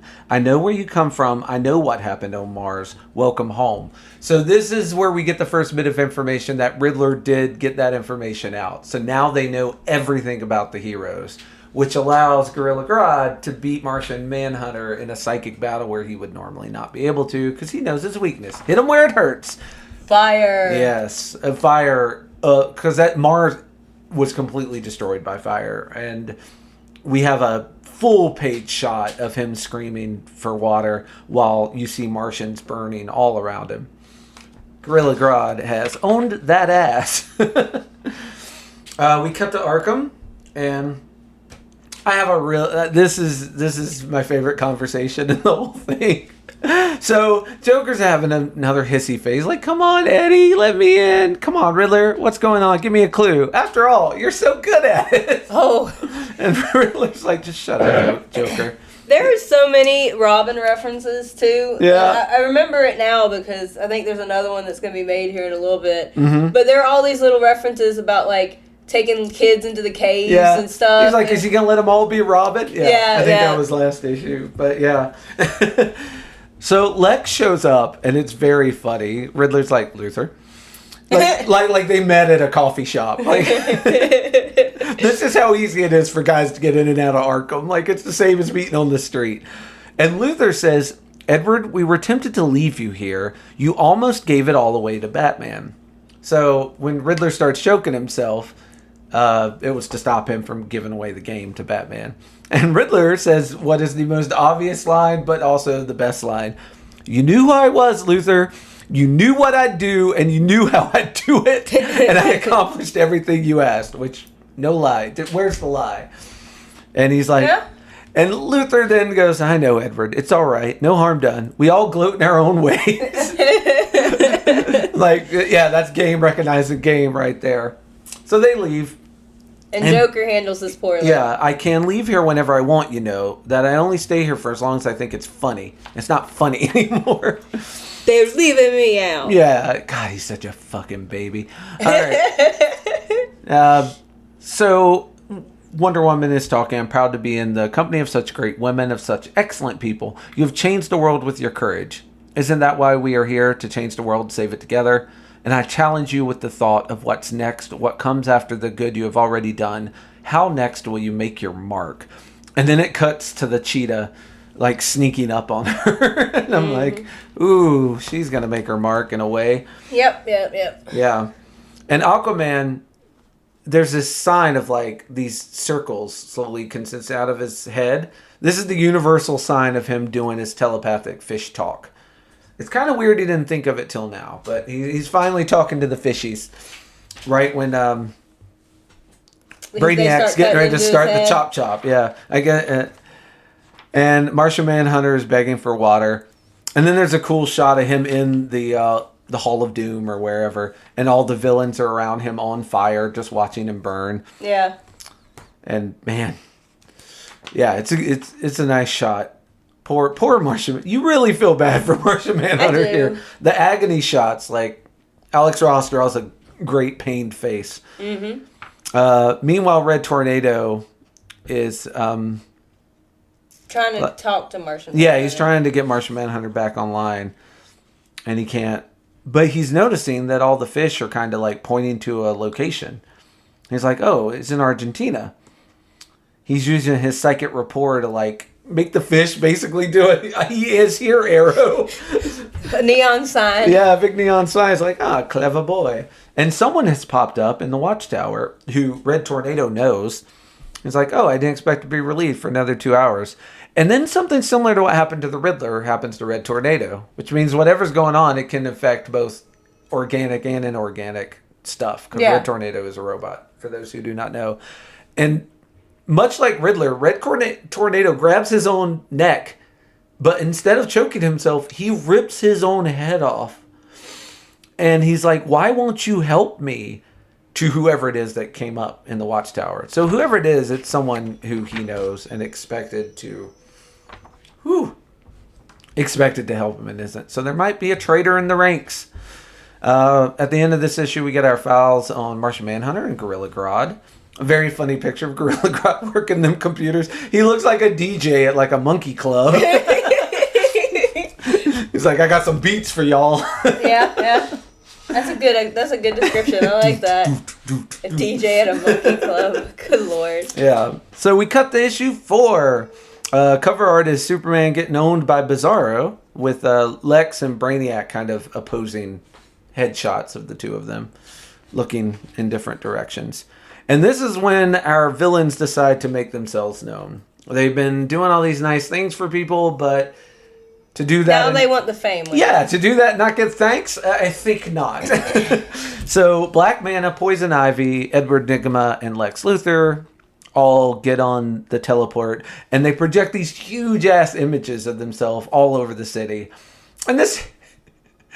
They don't discuss this, but this is obviously a speech they rehearse because they take turns talking. Yeah. Like, and I'm like, you guys are fucking adorable. The 4 of you are so cute with your little, like, all right, this is my line. And then we're going to cut over to Black Manta and you say that. And then Riddler's going to say this. And then Poison Ivy's going to say, like, Jesus Christ. And they are saying... The superheroes have outlived their usefulness. Yeah. And also, we're out here curing people. Where are they? Yeah, it's like, well... your covert operatives are whooping their asses. Where are they? Yeah. I wonder. You got fucking Aquaman strapped to a table, bitch. Yeah. I wonder where they are. You made Martian Manhunter think he'd been burned to a crisp. You made Red Tornado rip his head off. And as we're getting ready to see in this, you were schooling the rest of them as well, because now you know all their info. Yep. Which is bad news. Clark Kent sitting in his apartment just having a coffee and watching Lex Luthor talk. One of the things he says during his speech, which I really like, is, "We will not apologize for what we did in the past." And he's like, "Look, yeah, we used to be villains. What of it?" Try me, bitch. Sorry, not sorry. And Bizarro, who in this is in full zombie mode. Think Superman if he was a zombie with a backwards S on his chest. Comes blasting through the apartment building and grabs Clark. While they're giving this speech, I wrote down, moments like this remind me of the fact that the right will use the left's talking points to score points with the normies. Absolutely. Because the notion of Lex fucking Luthor lecturing about superheroes not changing the world is a masterclass in irony. Yeah. I was so angry reading this speech because he's going on and on and on about how, you know, they have all these powers, but they've not made your life better. Have you ever noticed how, like, Superman will save you, maybe, but then he sends you right back to your pathetic job where you don't make enough money, and, like... He says the things he believes. He says, what can Superman say to the starving, that things will get better if you work a little... If the poor work a little harder, please let it not be that. Let us not be chastised with bootstrap arguments. Let us not be rebuked by social naivety. The fucking notion of Lex Luthor. The man who believes in bootstraps. The man who says, if the heroes weren't here, we could pull ourselves up by our bootstraps. Yeah. I swear to God. Oh, yeah. But yeah, no, the right will co-opt the left's talking points. Because there is no fucking way. It will get worse before the end, too, because... Lex doesn't believe any of this shit. No. He is saying it because it sounds good to the quote-unquote normies. Yeah. But yeah, here it is. We're not going to apologize for what we've done. And as Lex is saying that, we have the shot of Bizarro basically yanking Clark Kent out of his apartment. He's like, yeah, we're not apologizing for the things we are literally doing right now. Yeah. Someone had to stand up to the world's superpowers. So he's basically saying, like, we were only villains because they created us. We had to fight them.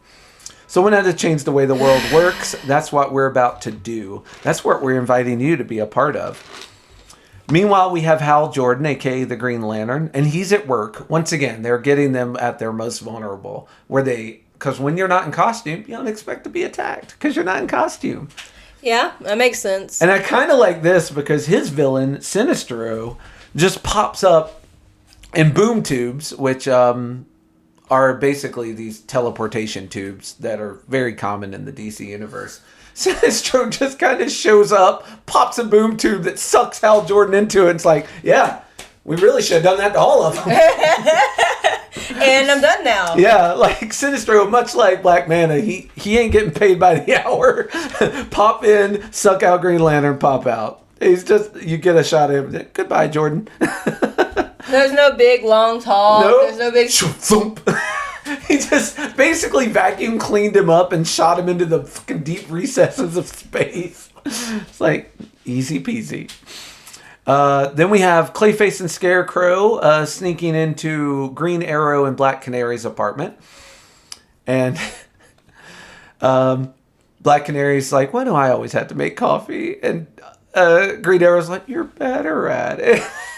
Which is something I used to tell my grandmother when I wanted her to make me a grilled cheese sandwich. Because she's like, you know... Jesus Christ. She's like, you know how to make a grilled. And I'm like, they taste better when you make them, Grandma.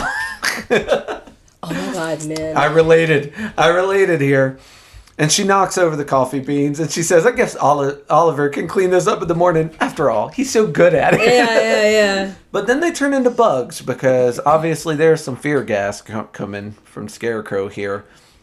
I did write down here because... This part's also kind of scary. This part's creepy, but Yeah. then she gets covered in the bugs, and I wrote down, why does she have to sexy pose when she's being covered with bugs? Because this is someone's fetish, and I do not appreciate being involved with it. I'm not going to yuck anyone's yum, but it's definitely not my bag. I will yuck someone's yum because I don't appreciate being involved in scenes where I'm not asked to be involved in, and this... is an unnecessarily sexy pose for someone who's being covered in blood. Well, it's especially funny because you almost don't notice it, but you see Scarecrow leering in the background too. Yeah. Meanwhile, this is the part that I find much more offensive. Oliver Queen is here, and Black Canary comes back in with blonde hair now, and he's like, apparently they have some sort of weird role play where when she's got the blonde wig on, there's some screaming going on. So he grabs his earplugs and puts them in. But it's fucking Clayface. So you see her melt onto him. And, like, she's suffocating him on the bed. And it's creepy as hell, honestly. I wrote down here, we once again run into the problem where I don't recognize a lot of these people out of costume. Yeah. Because I wasn't 100% sure what was going on. Well, I didn't recognize Black Canary because she had black hair. Until Oliver talks about this, until this scene where he's talking about, oh, your hair's blonde now. And I'm like, why is her hair black? Did she dye it? They never address it. They're just like... oh, Clayface thought you had blonde hair. It's like, yeah, I'm with you, Clayface. I thought the same thing. Does she wear a wig when she's in costume? I have no idea. Yeah, I too, I do not know all of DC lore. But yeah. And finally, Wonder Woman gets attacked by the cheetah. All right, now, I have a couple questions here. Sure, please. All right, so I noticed when we were looking at the cheetah, I actually noticed this when she first did this little ritual in the last issue. Did this bitch sew herself into this costume? Yes. And if she did, how the fuck does she go to the bathroom? She, well, there's only two ways you can do it. Either a zipper in a place I don't want to talk about, or a hole in a place I don't want to talk about. So, yeah. Actually, holes in places I don't want to talk about. Yeah. I just looking at this, I get that it's supposed to be sexy or whatever. No, I'm not sure that... I have questions. I was going body horror. Maybe sexy for some. I have questions about the utility of such an outfit. Because... well, it is magic and magical. So maybe it's like she pushes a button. She pushes one of the spots and it just pops off and on. Again, much like things in Narnia or Harry Potter, you can just shrug and say, it's magic. That's how magic be doing. That's not good enough. Fair enough. Take it up with the Cheetah Committee. I will. Where do I lodge the complaints? Alex, hey. He did not design this costume. He just didn't add in a butt flap, I guess. I don't know. I just wonder where... I'm not going to lie. It's a fair question. I do not have answers for you. Except the magic shrug. But Wonder Woman is apparently friends with Priscilla and her human guys and is trying to talk her out of this. He's like, Priscilla, we don't have to fight. What's wrong with you? Why did you do this again? Like, you've given yourself over to the dark gods again. Why? I don't understand. So they're in the middle of their fight. Let me help you, Priscilla. And Priscilla's not talking. Priscilla's just clawing the shit out of her. And now, all of a sudden, once she claws her, she realizes something's wrong. Because, like, all of a sudden, she can't get up. She's like, Hera, help me. And then we cut back to Lex. If Wonder Woman or Superman or the Green Lantern would like to come and tell us how wrong we are to offer this out, then come now. But they won't. They've lost their power. And I'm not talking about magic genie rings or batarangs. I'm speaking about their real power. You don't need them anymore. So the plan is to make the world so good that we don't need superheroes. And also take the superheroes out so that I'm not opposed to this idea. In theory, it works. It would work. We will find out, as usual, that there's... I was going to say, I wrote down here, I can't wait for the catch. Yeah, this drug's got some side effects. The fact that they have to attack and hurt them would be a flaw in their plan. Because if they were... Here's the thing. Mm-hmm. You could do that. Yeah. You could be Lex Luthor and Scarecrow and all these people and decide to make the world better so that the heroes would be obsolete. I actually think the heroes would even be okay with that. I don't think Superman... Batman wouldn't, because you still have 12 months in Arkham you have to serve. I'm sorry. I know you're saving millions of lives, but I gotta take you back to prison because truth, justice, and the American... Yeah, Superman wouldn't like it either. I bet Wonder Woman would be okay with it. She's a little more guided by what's right than what's law. But man, Batman and Superman are total squares, Daddy. But for whatever, yeah, they're because their motivations are not 100% moral, and we will find out more about that as we go. Well, I know they do have to get the heroes out of the way. Yeah, but like it is. But they're not 100% amoral either, because they are like, okay, something horrible is coming. We have to step up. But we can make a buck while we're at it. Like, there's two sides to this coin. And this is probably another one where you were a bit confused, because we cut to Hawkman and Hawkwoman, but they're in their civilian guise. I didn't know what this was either. Yeah, so they are at a museum where they both work, because they're actually both reincarnated from way back Egyptian times. They're two people who are destined to find themselves and fall in love over and over and over again. That's Hawkman and Hawkgirl's story. It's very romantic. Anyway, they're getting attacked by their displays at the museum. You do a poor job of selling romance. I just want you to know. Yeah, I'm 100% okay with that. I'm disappointed in you. This is not, again, consider it a fight scene for me. I'm skipping right over it. Yeah, they're in love. All right, so anyway, the museum is getting blown up by the exhibits at said museum. You're going to have so much fun with the next thing we And they're flailing with literal flails. That's actually their weapons of choice, are maces and flails, I guess, because they're reincarnated from old times. And then she's like, Carter? And he looks up, and there's this amazing... They run into this glassed dome ceiling in the museum. And there's this amazing, 30-foot tall puppet. And they're like, oh, yeah, it's the fucking toy, man. I believe he has given up the game at this juncture. He might be a hint. It might be a hint. Yeah, but I love this fucking huge-ass puppet getting ready to smash through the ceiling. Good times. And Lex Luthor keeps talking. As usual, he's a blowhard. We don't really have to pay attention.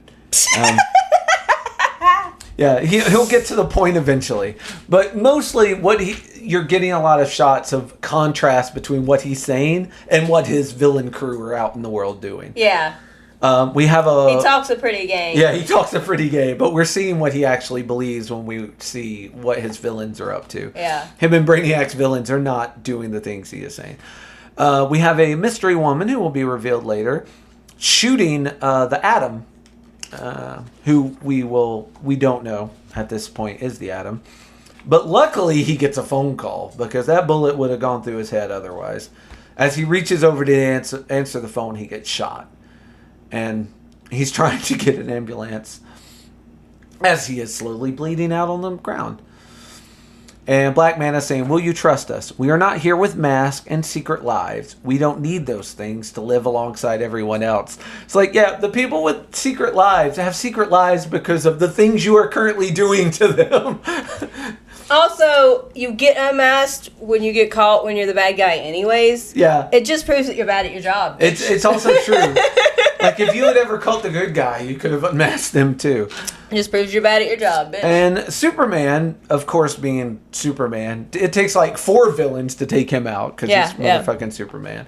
So he's getting beat up by Solomon Grundy also shows up. The Parasite also shows up. He's in a bad way. The scene where Parasite shows up is cool because, it's through Clark Kent's glasses, and you just see him, reaching towards him in the reflection. Yeah. Nice shot. Nice work there. And, of course, he starts getting some of that Superman juice. So he has got full contact. Superman is passing out. And he's like, oh, let me hit him again. And there's a dude in the background just smoking. He looks like he came out of 1950s black and white movie. He's got a pencil-thin mustache. He's just smoking a cigarette. Looking smooth. But he's like, yeah, hit him again. Yeah. We'll find out who he is in a moment. We cut to Barry Allen. He's having a nice soup. Little lunch date. Yeah, on a little lunch date. And it turns out the chef is Captain Cold, which is a problem. As the Flash, you do not want your villain making your soup for you. And it turns out they drugged him. Whatever this soup is, it's keeping him from stopping. So he starts running and he can't stop. He's lapping himself in time. He's outracing himself.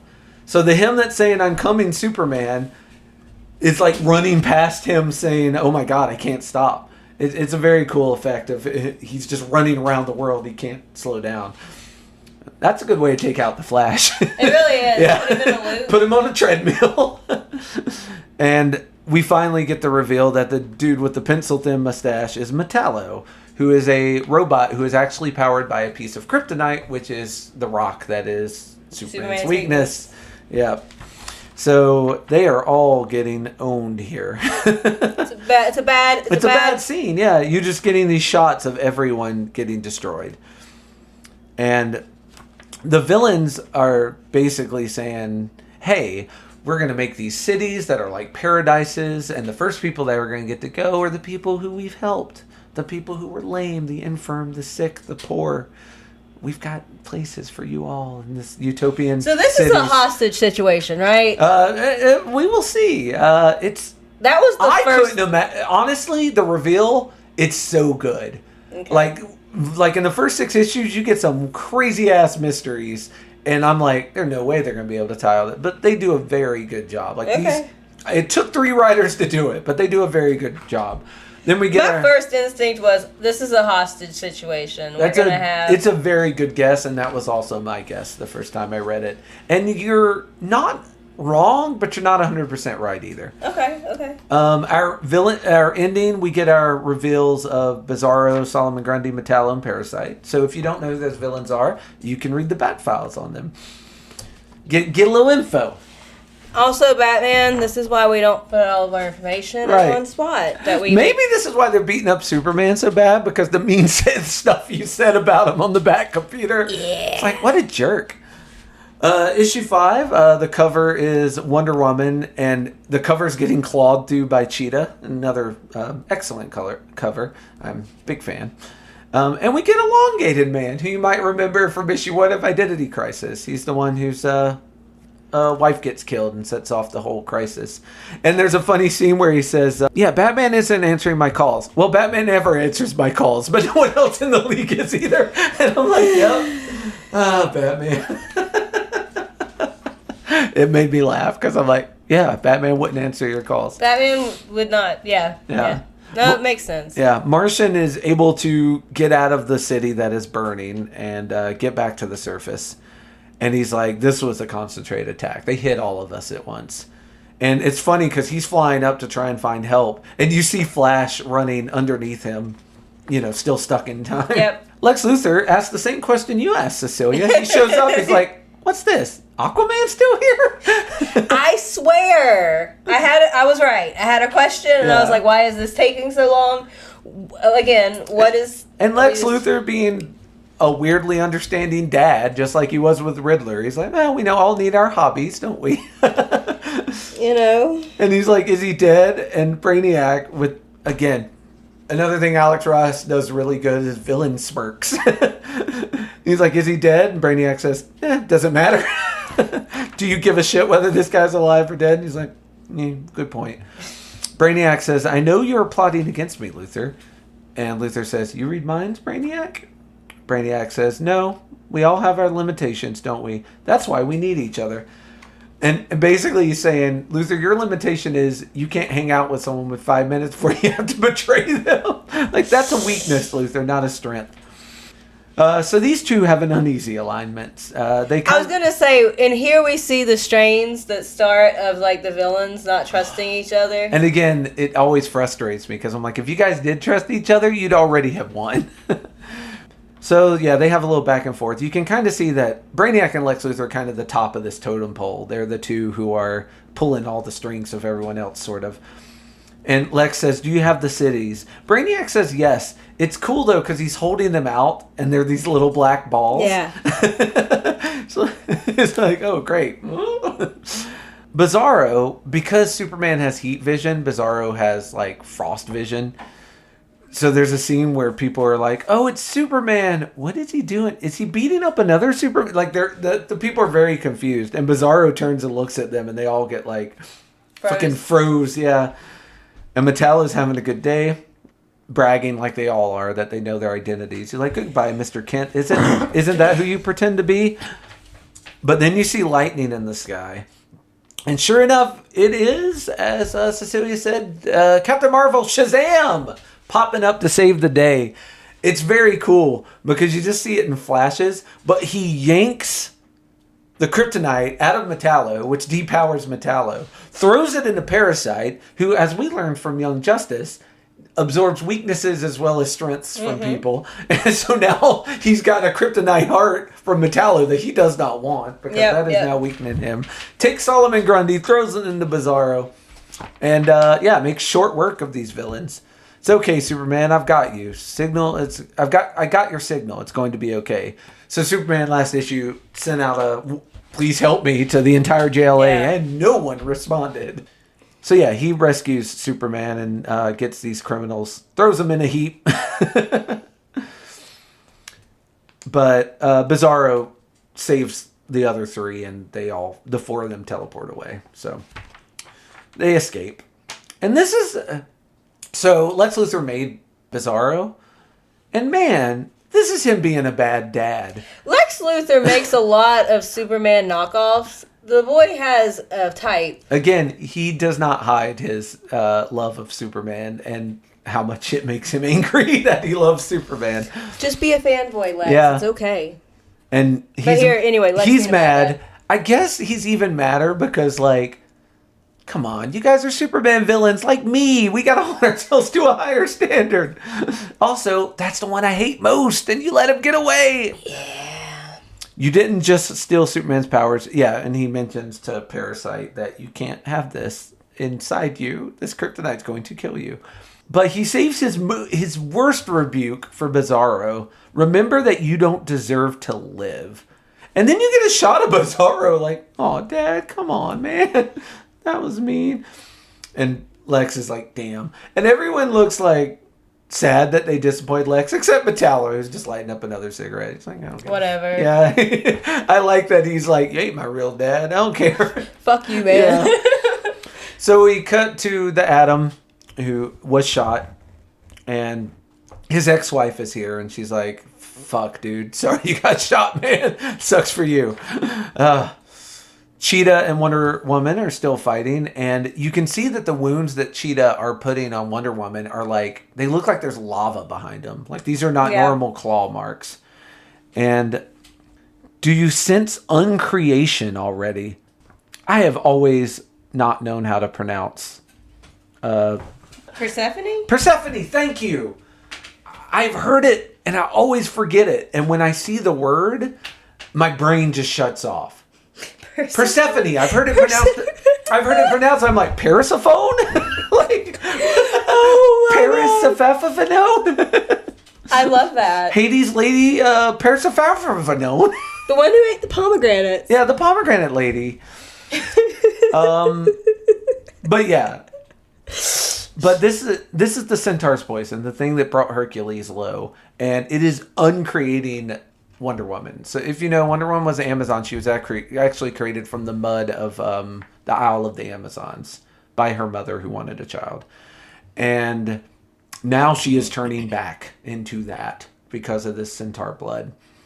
And this, by the way, this issue is from Wonder Woman's point of view. So the first name I ever knew was Daughter. I remember my mother holding me in the dawn. I remember the sea. I remember her telling me that I was a gift and that I was beautiful. My mother never wanted to leave her never wanted me to become the Amazon ambassador to the world. Yeah, and in the scene where she says, my mother told me that I was beautiful, you see her face with these claw marks from Cheetah. Yeah, so once they find their weaknesses, now that Cheetah knows how Wonder Woman came to be, she's able to figure out her weakness, she gets the centaur blood, and now Wonder Woman's in a bad way. In a real bad way. She's going on here about not wearing a mask because she had to trick her mother in order to fight in the trials to get to be the ambassador that leaves the island. Yeah. And so I understand that it's probably like a personal thing, but they're talking about her beauty and her not wearing a mask as her face is clawed. Yeah. And I felt like it was unnecessary because even with claw marks on her face, she's still Wonder Woman and she's still beautiful. She's still Wonder Woman, yeah. Also, it's the inside that counts, dadgummit. It seemed like a... And here's the thing, she doesn't put on a mask. She doesn't. Yeah, like, she continues to not wear a mask. So, she keeps that vow. And the only time she ever wore a mask was to disguise herself for her mother when she entered a tournament to prove she was the strongest Amazon. But, yeah, she swore she'd never wear a mask again. And sure enough, she doesn't. She fights Priscilla, but the cheetah is able to escape because, hey, cheetahs is fast. And Wonder Woman is weakened by this poison. And Wonder Woman's kind of, the whole time she was trying to help her, she's like, let me help you. And she puts the lasso of truth on her. And I think what's happening here, and this is kind of vague, so it's open to interpretation, but I interpreted it too. She puts the lasso of truth on her, and then she realizes, I'm sorry, you must have a will, a mind to be help. What happened to you, Priscilla? So once the lasso of truth is on her, she's like, there's nothing left of Priscilla. You're all cheetah now. Like, I can't help you. And it kind of breaks her heart, but there's the last shot of her is her holding her lasso while Cheetah gets away and just feeling, damn, my friend. Yeah. Damn it. Yeah, very frustration. We cut back to Black Canary and Green Arrow. She walks in on him. Let's be honest. Oliver's cheating on her with Clayface. She gets mad about it. Just kidding. Oliver's getting suffocated. And she lets out one of her siren screams, which she single-handedly beats Clayface and Scarecrow. Yeah. While Oliver grabs... While Oliver lays in bed. Actually, no, I'm sorry. He does help. He grabs a lamp and, like, shocks Clayface in the back after she distracts him. So, and the two of them take off running. So they did not succeed. And she's like, oh my God, I probably deafened you for life with that scream. And he takes out the earplugs. And there's kind of a joke about, like, you thought we were... Oh my God, Jesus Christ. Is it just the window or is it suddenly gotten a little cold in here? Oliver should be glad she let him live. Their little sex play saved their life. Good on him. Hey, I'm all for role play, especially if it saves life. And it did in this case. But I mean, it's obviously consensual because this is a thing they do enough for him to have like a... They have a plan, yeah. Yeah. It's like, what's the safe word? Let me put my cotton balls in. We cut back to the museum, which is on fire, and they actually hid in like a sarcophagus to survive. And John reestablishes contact and lets them know, like, hey, we hit it. Everybody's been hit. Let's regroup in the place. So they have a backup place that they meet. We will find out it's the Fortress of Solitude. Makes sense. Yeah. If the Watchtower is compromised, which it obviously was. Yeah. Then we get a bad shot of Green Lantern out in the middle of nowhere asking how much longer before your charge runs out and I die. Because you can't survive in the vacuum of space without your magic ring. Fair and enough. The ring has to be recharged occasionally, and he does not have his battery out here in the vacuum of space. Sinestro didn't give him a backup charger. What a dick. Yeah. It's like when you have How are you going to play games? Yeah, when your phone's only got 18% charge and you have 3 hours of work left. You're like, oh no, I left my charger at home. This is where Hal Jordan finds himself. Except also, he'll die. Shazam is...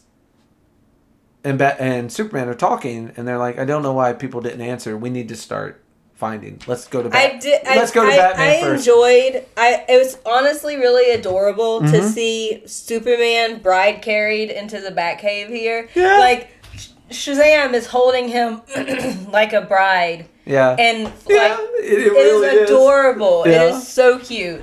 I have never shipped them before, but I might like this pairing as a... They got a lot of similar powers. They could have some kinky sex out in space. Go. But yeah, Shazam is bride carrying. That's perfect description. Bride carrying Superman. He's like, I don't know what happened.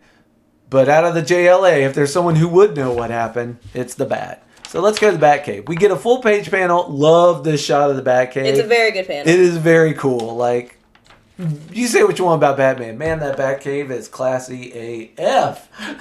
Love it, love it. So they get into the Batcave and Batman's yelling at him for everything. Basically. Yeah. Yeah, and Shazam turns back into Billy, and Batman's like, "Are you out of your mind? Lightning in a cave?" And Billy's like, "It's magic lightning." He's like, "Oh, well, and it's I'm okay." like, yeah, Batman's not gonna care that the lightning is he magic. He straight up says, "Oh, magic lightning." Well, that's okay then. Yeah. He's like, and he's mad because he brought Captain Marvel here at all, because he's like, dude, that's secret identity. He says, "How could you do this, Clark? How could you do this, Superman? You brought a child into the cave." Superman says, "Should I tell Robin?"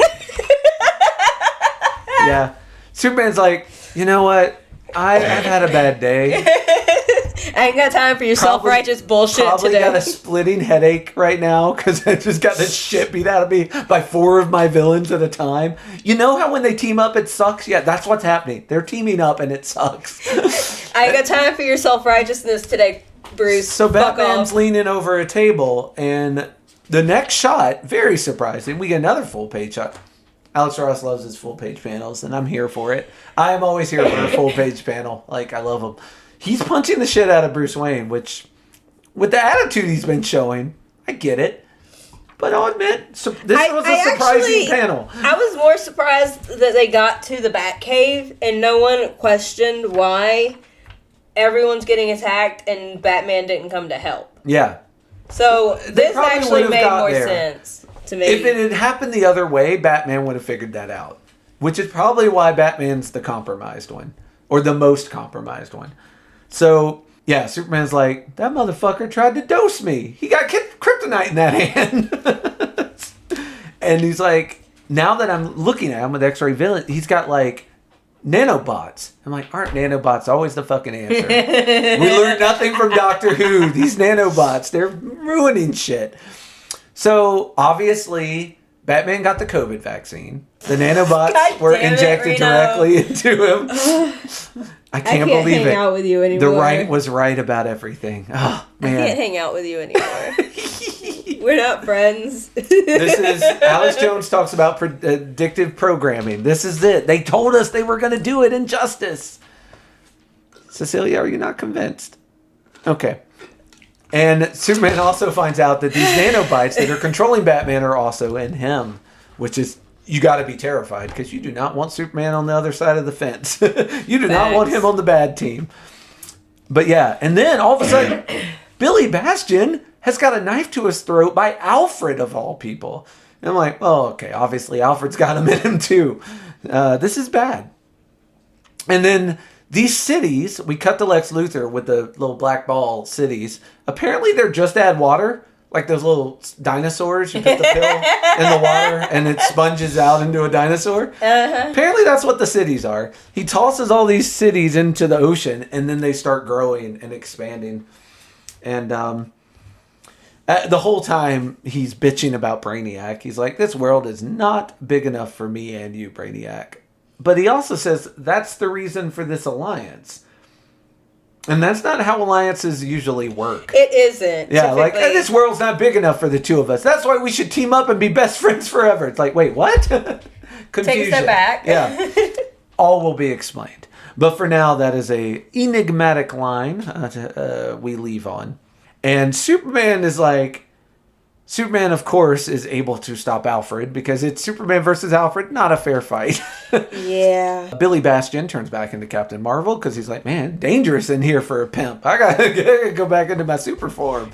Obviously, the indestructibleness will help you. Yes. And it will help Superman because his plan for getting all these little robots out of him is a quick trip into the center of the sun. We're just throwing Supers into the sun now. Yep. Cool. Yeah. I have a list of people he should take with him. Yes.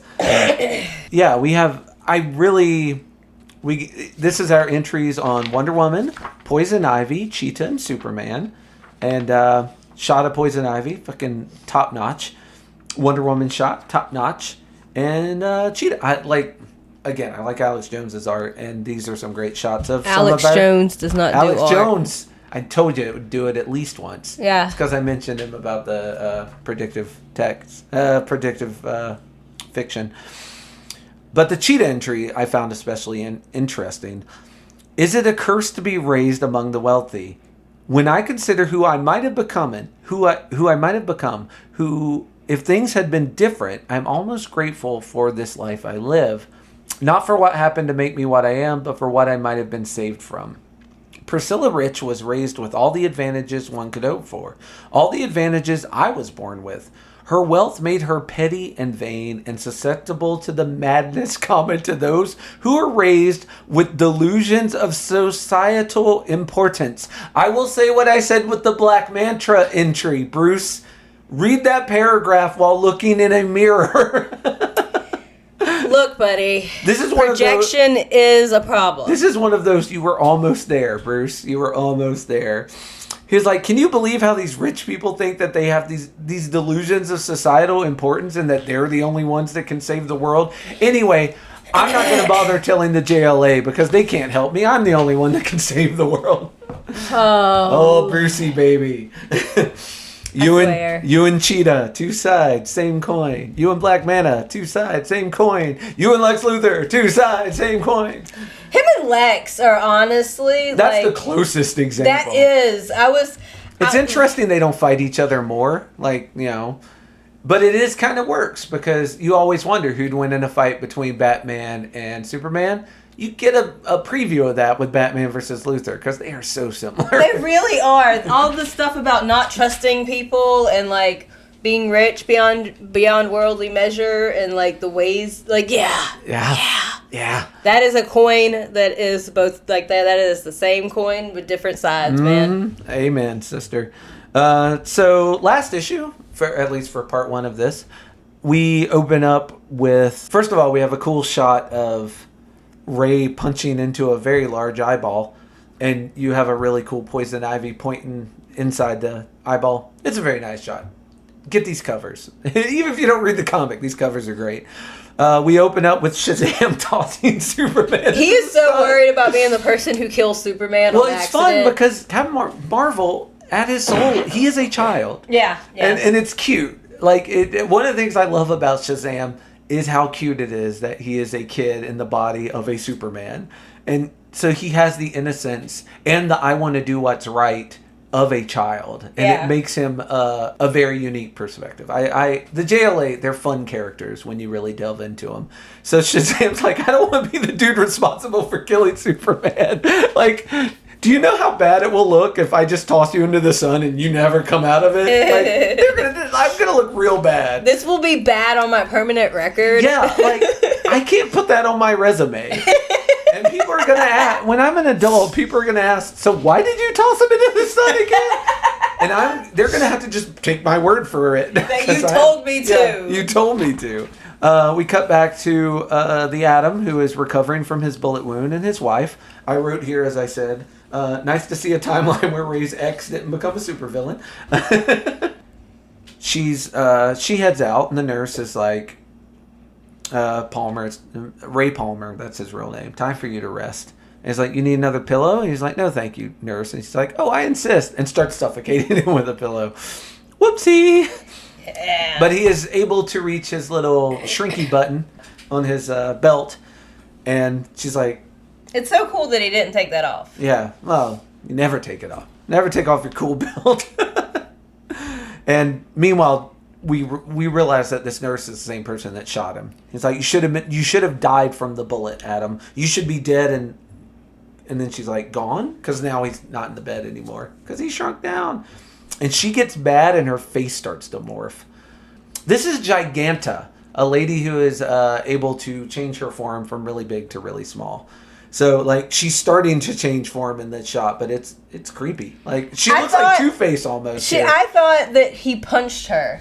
He might have. Yeah, that might be him, like, small him. Yeah, I thought he punched her in the face. That makes more sense than my theory. You are probably right about that. But she is growing and morphing and looking freaky in the next shots. That's why I thought that was what was happening. And he... Ironically, the guy that can shrink has never fought the girl that can grow. So, you know, Attack of the 70-Foot Woman versus the Atom hasn't happened. And at least not in this universe. I don't know if they fought in regular continuity. He's like, who are you?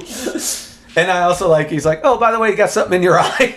He like dives into her eyeball, Ouch. which has got to hurt. God, Yeah. you've all had something in your eye before. Just imagine. That is painful. I don't even like the thought. To the point she goes flying out the window from it and lands on a car nearby his wife, his ex-wife, who's just now exiting the hospital. It was a quick fight. I'm okay, honey, but I think I might be bleeding again. Like, of course. And this one's from the point of view of the Ray. My name is Ray, the Atom. My name is Ray Palmer. I'm the Atom, and for all I know, I'm the last surviving member of the Justice League of America.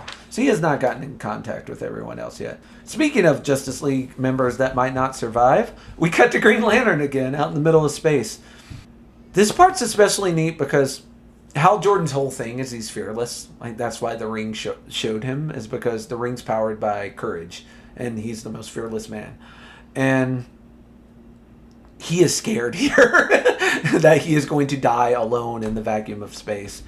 And he kind of has a choice now. He's like, I can go inside the ring and survive indefinitely, but I'll just be a ring floating in space forever. And if someone else puts in the ring, I'll be lost. My essence will be gone forever. Or I can, hang out here and die. Not much of a choice, but he decides to go inside the ring. It's a damned if you do, damned if you don't situation. Yeah. Then we have the Hawks and Martian Manhunter, who've been reunited. And Martian Manhunter, doing his manhunting, he tracks down the warehouse where Toy Man is hiding out. It's funny, too. He's like, all right, we're going to go to the Fortress of Solitude. And Hawkwoman is like, it'll be my first time there. No, Hawkman says, it'll be my first time there. Hawkwoman says, mine too. And Hawkman's like, it better be. She's like, don't worry, Carter. Everyone knows you're my Superman. I like that cute little back and forth. So Martian's like, yeah, there it is. Be safe. I got to get the rest of the band back together. We're kind of scattered right now. Or Gorilla Grodd's like, hey, Captain Marvel, do we got something for that? Do we have a fix for that? Yeah. You see that guy's putting a wrench in the plan? Yeah. He's big and strong. He is just another Superman. Like, yeah. Just like Martian Manhunter. We do not need more of those guys running around. No. So, this is the first point where we get that they say send him the dream. Yes. To Black Adam, who is Captain Marvel's arch nemesis. So these three, Gorilla Grodd, Brainiac, and Lex Luthor, are controlling the dream. Which leads me to wonder, is this dream legit? Because I'm starting to think maybe not. It is maybe a manipulation tactic by these three to make the villains do what they want.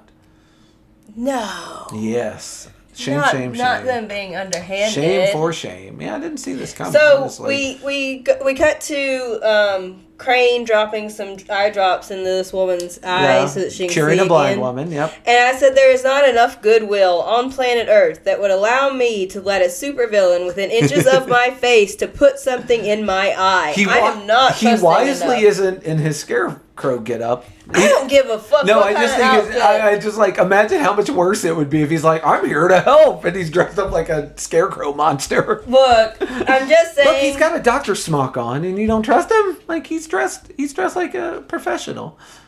It's all in the clothes. No, I actually said the same thing. I didn't mention it, but way back in issue 2, I wrote, "Oh, Scarecrow with a needle, great." So I'm right there with you. There's not enough trust in the cosmos for me to be like, this dude whose references are dubious at best. Yeah. He wants to drop shit in my eye. Here's something, and here's another clue. Crane says, you won't have to look at your life through secondhand lenses ever again. In a moment, you will have new eyes to gaze into a new world. Then we get a close-up of Crane still wearing his glasses. Someone who will not take their own cure makes me worry about that cure. Right? Fair enough. Yeah. I didn't even clock the glasses. Yeah, it was subtle. Near my face. It was subtle, but so you're making it where I don't need glasses. Why are you still wearing... I'll pass. Meanwhile, the cities have grown to massive scale. There are these big black orb cities floating through different parts of the world. One of them is floating over what appears to be the farm in Kansas where Superman was raised. I don't know if it's that exact farm, but I feel like Lex would do that just to be a dick. Yeah, and they have these beams of light coming down that are letting people into these cities. You remember back in issue 2 or 3, Martian Manhunter got inside one of these orbs, and there was a city inside. Yep. Now we see why. These cities are for people. And one of the people coming into this city, who is trying to get into the city, is like, you don't understand. I have to be part of the city. I've never been well. If I had $1 for every time Batman said I was sick, I'd be Bruce Wayne. And you get a close-up, and even though he's dressed like an Amish preacher, it's the Joker who is trying to get access to these cities. We get a very cool shot of Superman flying back out of the sun. We assume nanobite free. Captain Marvel once again has to bride catch him and carry him back to Earth. This is so cute. At least 30% of this is of these comics is Superman being carried around by Captain Marvel. Wonder Woman asked the question, Cecilia, that you asked, is like, everyone's getting attacked. Where's Batman during all this? So she shows up at the Batcave, uses her lasso of truth to find out the truth behind this wall that is an illusion wall, and she can get into the Batcave this way. And she comes in, and it's a jungle in here. Welcome to the jungle, Wonder Woman. You gonna die. But Batman calls out for her. And she's like, who did this to you, Batman? She's like ripping the vines up trying to get to him. And he's like, get me free, Wonder Woman, before she returns. He says, who? He's like, isn't it obvious? Poison Ivy's here. And she's like, Poison Ivy isn't strong enough to bend these. So he's got like a bar bent around him. Yep. So there's holes in his plot, but it's Batman. You trust Batman. So she's undoing him and Alfred, who have been welded together. Yeah. And how did she even get entrance to the cave? And Venus Flytrap like attacks her from behind. And Wonder Woman with the low blow. How much like men with guns you are, Poison Ivy, using your weapons against me. I'm nothing like the men of this world, Wonder Woman. You snap one of these vines, I'll snap your neck. By the way, I like the new look. Because, of course, Wonder Woman has these scratches all over her from where Cheetah has been whooping her. Yeah, we cut away while she says she frees Batman and Alfred, and she's like, you're a fool, Ivy. You forget how much the plant life and Earth needs us. There's a balance. Just like you forgot that I'm not alone. You have to deal with both me and Batman. Now, we all know this is bad, but Wonder Woman's like, yeah. So, I'm asking for later. Okay. How does the leaf vagina covering work? Because Batsy knocks her on her ass later, and I'm wondering if this is also like a free show that happens, because she controls plants. I barely guess she keeps covered. them in. She is barely covered. She is definitely. And look, I'm not saying it's not sexy. It is 10 out of 10 would bang. Yeah. But this is not. Agree. Can confirm. This is not. We can't do it because we can't control plants. But if you can control plants, I assume you can keep them in place. This is a bad outfit. Here's the thing. Saying. I mean, the only thing bad about it is there's unnecessary modesty here. Ignore the patriarchy. Take them boob coverings away. You don't need those. I'm not saying she does, but I'm saying if you're going to commit to a bit, commit 100%. Don't do this. She's literally Eving it from Adam and Eve. The only way she could become more committed to this bit is if there was she was all planned. It could be an outfit. It is an outfit. I'm saying it's just unnecessarily. It is unnecessarily skimpy. And maybe Batman, she just went swimming. Batman does knock her on her ass later, and I'm just wondering what stayed covered. If how much of a show he got. Yes. Good answer. A good question. Because I too would like access to the show. I think it's unfair. Only Batman gets this. We cut to the Hawk kids, and they have swung into Toyman's workshop.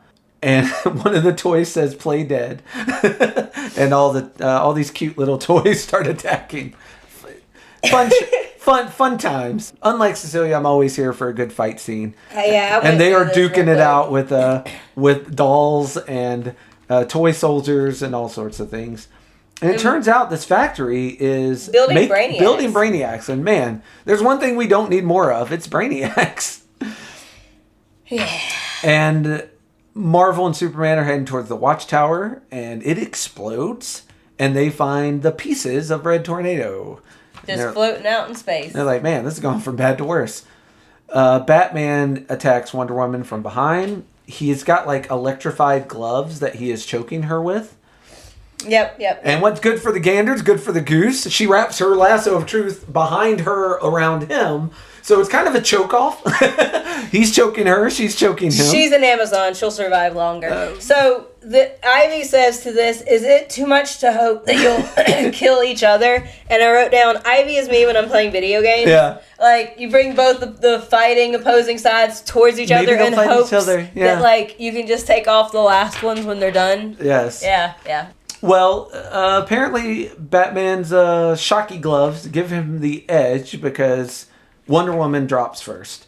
Or is that what happened? No, it's a double-blind trick betrayal because Batman, the lasso of truth has given him his brain back. And he knocks, as you said, Ivy on her ass. And I'm just saying that this is, I still see Leaf right here, so I assume it stayed in place. I have questions about the utility of this outfit, and I have questions about, like, how it looks in the back. Look, what are we looking at here? I don't understand fashion. I think Lady Gaga wore a dress that was just T-bone steaks to a VMA one time. I do not understand. I feel bad for the people who had to clean up after that. I feel bad for Gaga taking a shower after that. Like, you're wearing T-bone steaks, lady. Ugh. I'm just saying, again, is it a thong situation? How much is covered?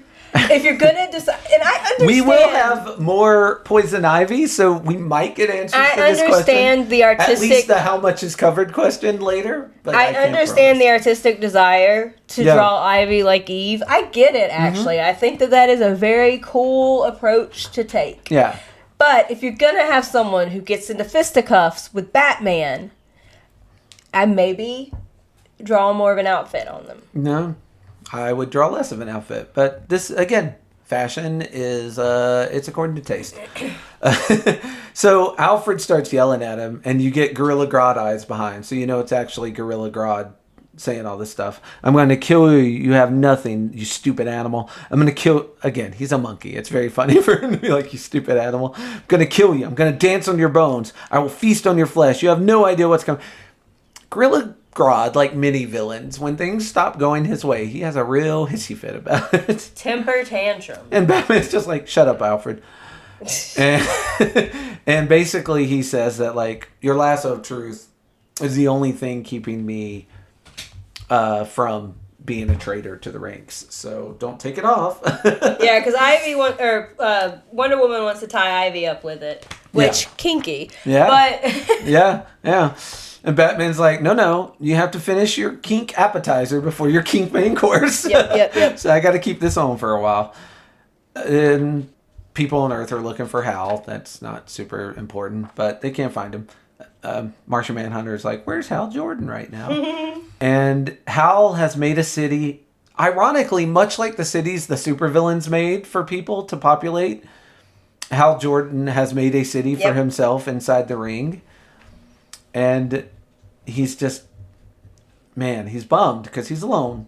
He's like, why do I have the powers of a god? I feel really bad for him. This is probably... Because he wants to make people who have their own free will. Yeah, and he can't. And he can't. And he doesn't want to live in, like, a video game where he controls everyone and makes them do things. And I felt really bad for Hal. Yeah. I actually don't... I think that would be hell. It's such a... Yeah, this is a nightmare scenario. Yeah. Because... you can live as long as you want alone in a void. So how long before willpower gives out? And you're like, I just don't... He says, I wonder how long it will be before I let space take me. He's like, before I can't take this anymore. And I just come back outside the ring and I suffocate in the vacuum of space. Because it would be a hard fucking sell, man. Yeah. I get it. Yes. So we cut back to Dr. Magnus, who is the number one robot maker of the good team. The bad guy's got like 1,000 of them. Again, Young Justice, which we're going to talk about for a Patreon episode here soon, has like, you find out that the bad guys have like 8 different robot scientists. Good it's amazing. Only have one. People with control issues like to make things that can only operate things within certain parameters that they decide on. Yes. So facts. So Dr. Magnus is trying to fix Red Tornado because, again, he's the good guy robot maker. That Batman isn't into robots. Yeah. Yeah, but that's a very good point. Anyway. I guess the Bat computer is all he needs. He's like, that's enough robot for me. We get a little Zatanna cameo. She's next to Magnus while he's working, which is kind of funny because he's a super tech guy and she's a magic person. And then we have a very sad scene of Flash still can't stop running. And it's starting to get scary because I don't know if you noticed this because it's sort of subtle, but his suit is really loose on him now. Like he's losing weight because he's just running constantly. I didn't notice that. Yeah, like he is wasting away to nothing. That's bad. Yeah, that's a bad thing. So then we get our files. This time it's Adam and Giganta. And that thus ends issue 6. I had forgotten that this was only going to be the first half of this. And so I was like, where did the story go? I need... Yeah. So, in 2 weeks, Cecilia picks for our next assignment. But after that, don't worry, we are doing 7 through 12. So we will finish the Justice storyline next time I have the steering wheel. But first, the big question. It's ironic because it is a 2-part question. And the first one you have sort of already answered. This opportunity that the villains present, this opportunity to live in a utopian city, to have whatever shortcomings you think you have. I don't see any, Cecilia. I think you're swell. No, but whatever shortcomings will get you everywhere. I know, so I say it. and I believe it totally. But you know, you can have all these shortcomings that you think you have cured from the unsightly mole you don't like on your back to like your ADHD. Like all these things can be fixed and you can go live in a utopian city. The person making this offer to you is the person you hate most in the world, whether it's Ben Shapiro, fucking Trump. Like I don't know who is number one on your hate list, but that is the person making this offer to you. Are you going to grab it? Are you going to snatch it? So, I think you're going to have to provide me with some more information. Okay. How much do I know about this person? Because here's the thing. If Adolf Hitler came up to me and was like, here is Utopia. Yeah. But I know everything that I know now about Hitler. I'm not going to take that offer because there is not enough. All right, I'm going to pick somebody who as much as you know about, I'm going to pick Ben Shapiro. Just, a name out of a hat. Unfortunately, there's not to steal a line from Hillary Clinton, but there's a whole bucket of deplorables here. I'm going to just pull a name out. Ben Shapiro. You know the shit that he says to make money on the radio, but you don't know anything about him as a quote-unquote real person. You know he claims to be Jewish and claims to hate certain people and like certain government philosophies because that's what he says on his radio program. But yeah, that's how much you know because it's Ben Shapiro. So I just know what I know now. Yeah. About. Yeah, Ben Shapiro has come up to you one day and is like, hey, I know you and like... In this scenario, he knows you somehow. He's like, hey, I know we haven't... He listens to the pod. Yeah, he listens to the pod. He's like, I know a long-time listener, Ben Shapiro, comes up one day. He's like, look, I know you haven't always been a fan of me, but I've got this fucking thing. This huge city of Utopia I'm gonna say this technology. I'm going to say no. Okay. One, I don't trust anything that Ben Shapiro would consider a utopia. Trust is important to this. And... if someone were making me a promise who I'm going to say no. I can't. Yeah, trust has to be there, right? Yeah. Right. So I couldn't. And that is how I would answer as well. Now, same option by someone you do trust. Well, not someone you do trust, someone who you like more. Let's say David Tennant comes up to you with this offer. Tom Hiddleston comes up to you with this offer. Fucking I don't know, insert other popular person you like. Pink comes up to you with this offer. Look. Where are you going now? I'm 100% I'm following. You're on it. Okay. I'm on it. Like, Pink, look, I want to be friends with Pink in real life. Mm-hmm. I think we would get along pretty good, and our kids are about the same age. So, like, I feel like we would gel. And I saw she's handing out, like, band books at her concerts. Yes, in Florida. In Florida. Yeah. Very cute. Yeah. No, I love her. I love her so much. 100%. A million %. I needed the perfect person, and Pink, I guess, would be it. Pink, well, look, here's the thing. Tom Hiddleston is married with a child, so I probably wouldn't follow him that far anymore. Okay, they're not marrying you, Cecilia. They're offering you a place in their Utopia city. Look, if you're offering me a place in a Utopia, doesn't mean you two are ending up together. Yes, it does. It's a big city. It's like, I'm going to let you live. Reno. Okay. It does. So you would say yes because you assume that once you're with I'm the main character, man. You assume that once you guys are in the same city, she'll fall in love with you and your kids will get to hang out. No, not with Pink. No, with Pink, I just want to be her friend. With Tom or David, we are also getting together. Yes, we are also getting together. I don't want to. I actually want to kind of be in a throuple with him, like, because David Tennant's wife is a smoke show. So she is pretty. If I could just step into that, like, I don't. You guys have a great thing going here. I just want to be a part of it. I just want to be a side piece for both of you. I don't really need to be. No, in my Utopia, I'm definitely with Tom Hiddleston. Okay. So it would have to. Yeah. I mean. Here's the thing. I would probably follow Pink. I'm gonna say no both times, and it's but the second time with tears running down my face because I know that I don't know David Tennant. I only know him. I only know what he has presented. Much like Ben Shapiro, I only know what he has presented to me in a public forum, which is the same as I only know what Ben Shapiro has presented to me in a public forum. I just like what David's given to me more than what Ben's given to me. So for me, I think I'm going to go Andrew Tate as opposed to Ben Shapiro because I think I hate him more. But I can't go down that road with either of them because again, it's all about trust. You and I trust no one or nothing. I am a sad little pessimistic sad boy, and I a little pessimistic. But with if it's my hero offering me, if it's John Linnell and John Slansburg, the co guys of They Might Be Giants, my favorite band, if the two of them came to me and gave me this offer, I'd want to say yes. I'd want to, but I don't know you, bro. Like, I don't know why you curing my nearsightedness and you're still wearing glasses, bro. Like, I don't know. I can't meet you there. And in 6 months, I will either see them take advantage of all the people in this city, or I'll be like, well, or I'll hang myself because I see that. Oh, they're living Utopia. Really happy, and because I was so pessimistic, I couldn't. Here's the thing. I can't have it. I don't get this. The reason why I wouldn't follow Ben Shapiro if he promised me Utopia is what he would consider Utopia. Well, in this case, they describe it, so it is a utopia that is described by them. But people, yes, but I don't trust that you would like. Yeah. I don't trust the person offering me the Utopia. Yeah. The problem is not the Utopia. Yeah. You can tell me. I love that you do trust Tom, though. I do.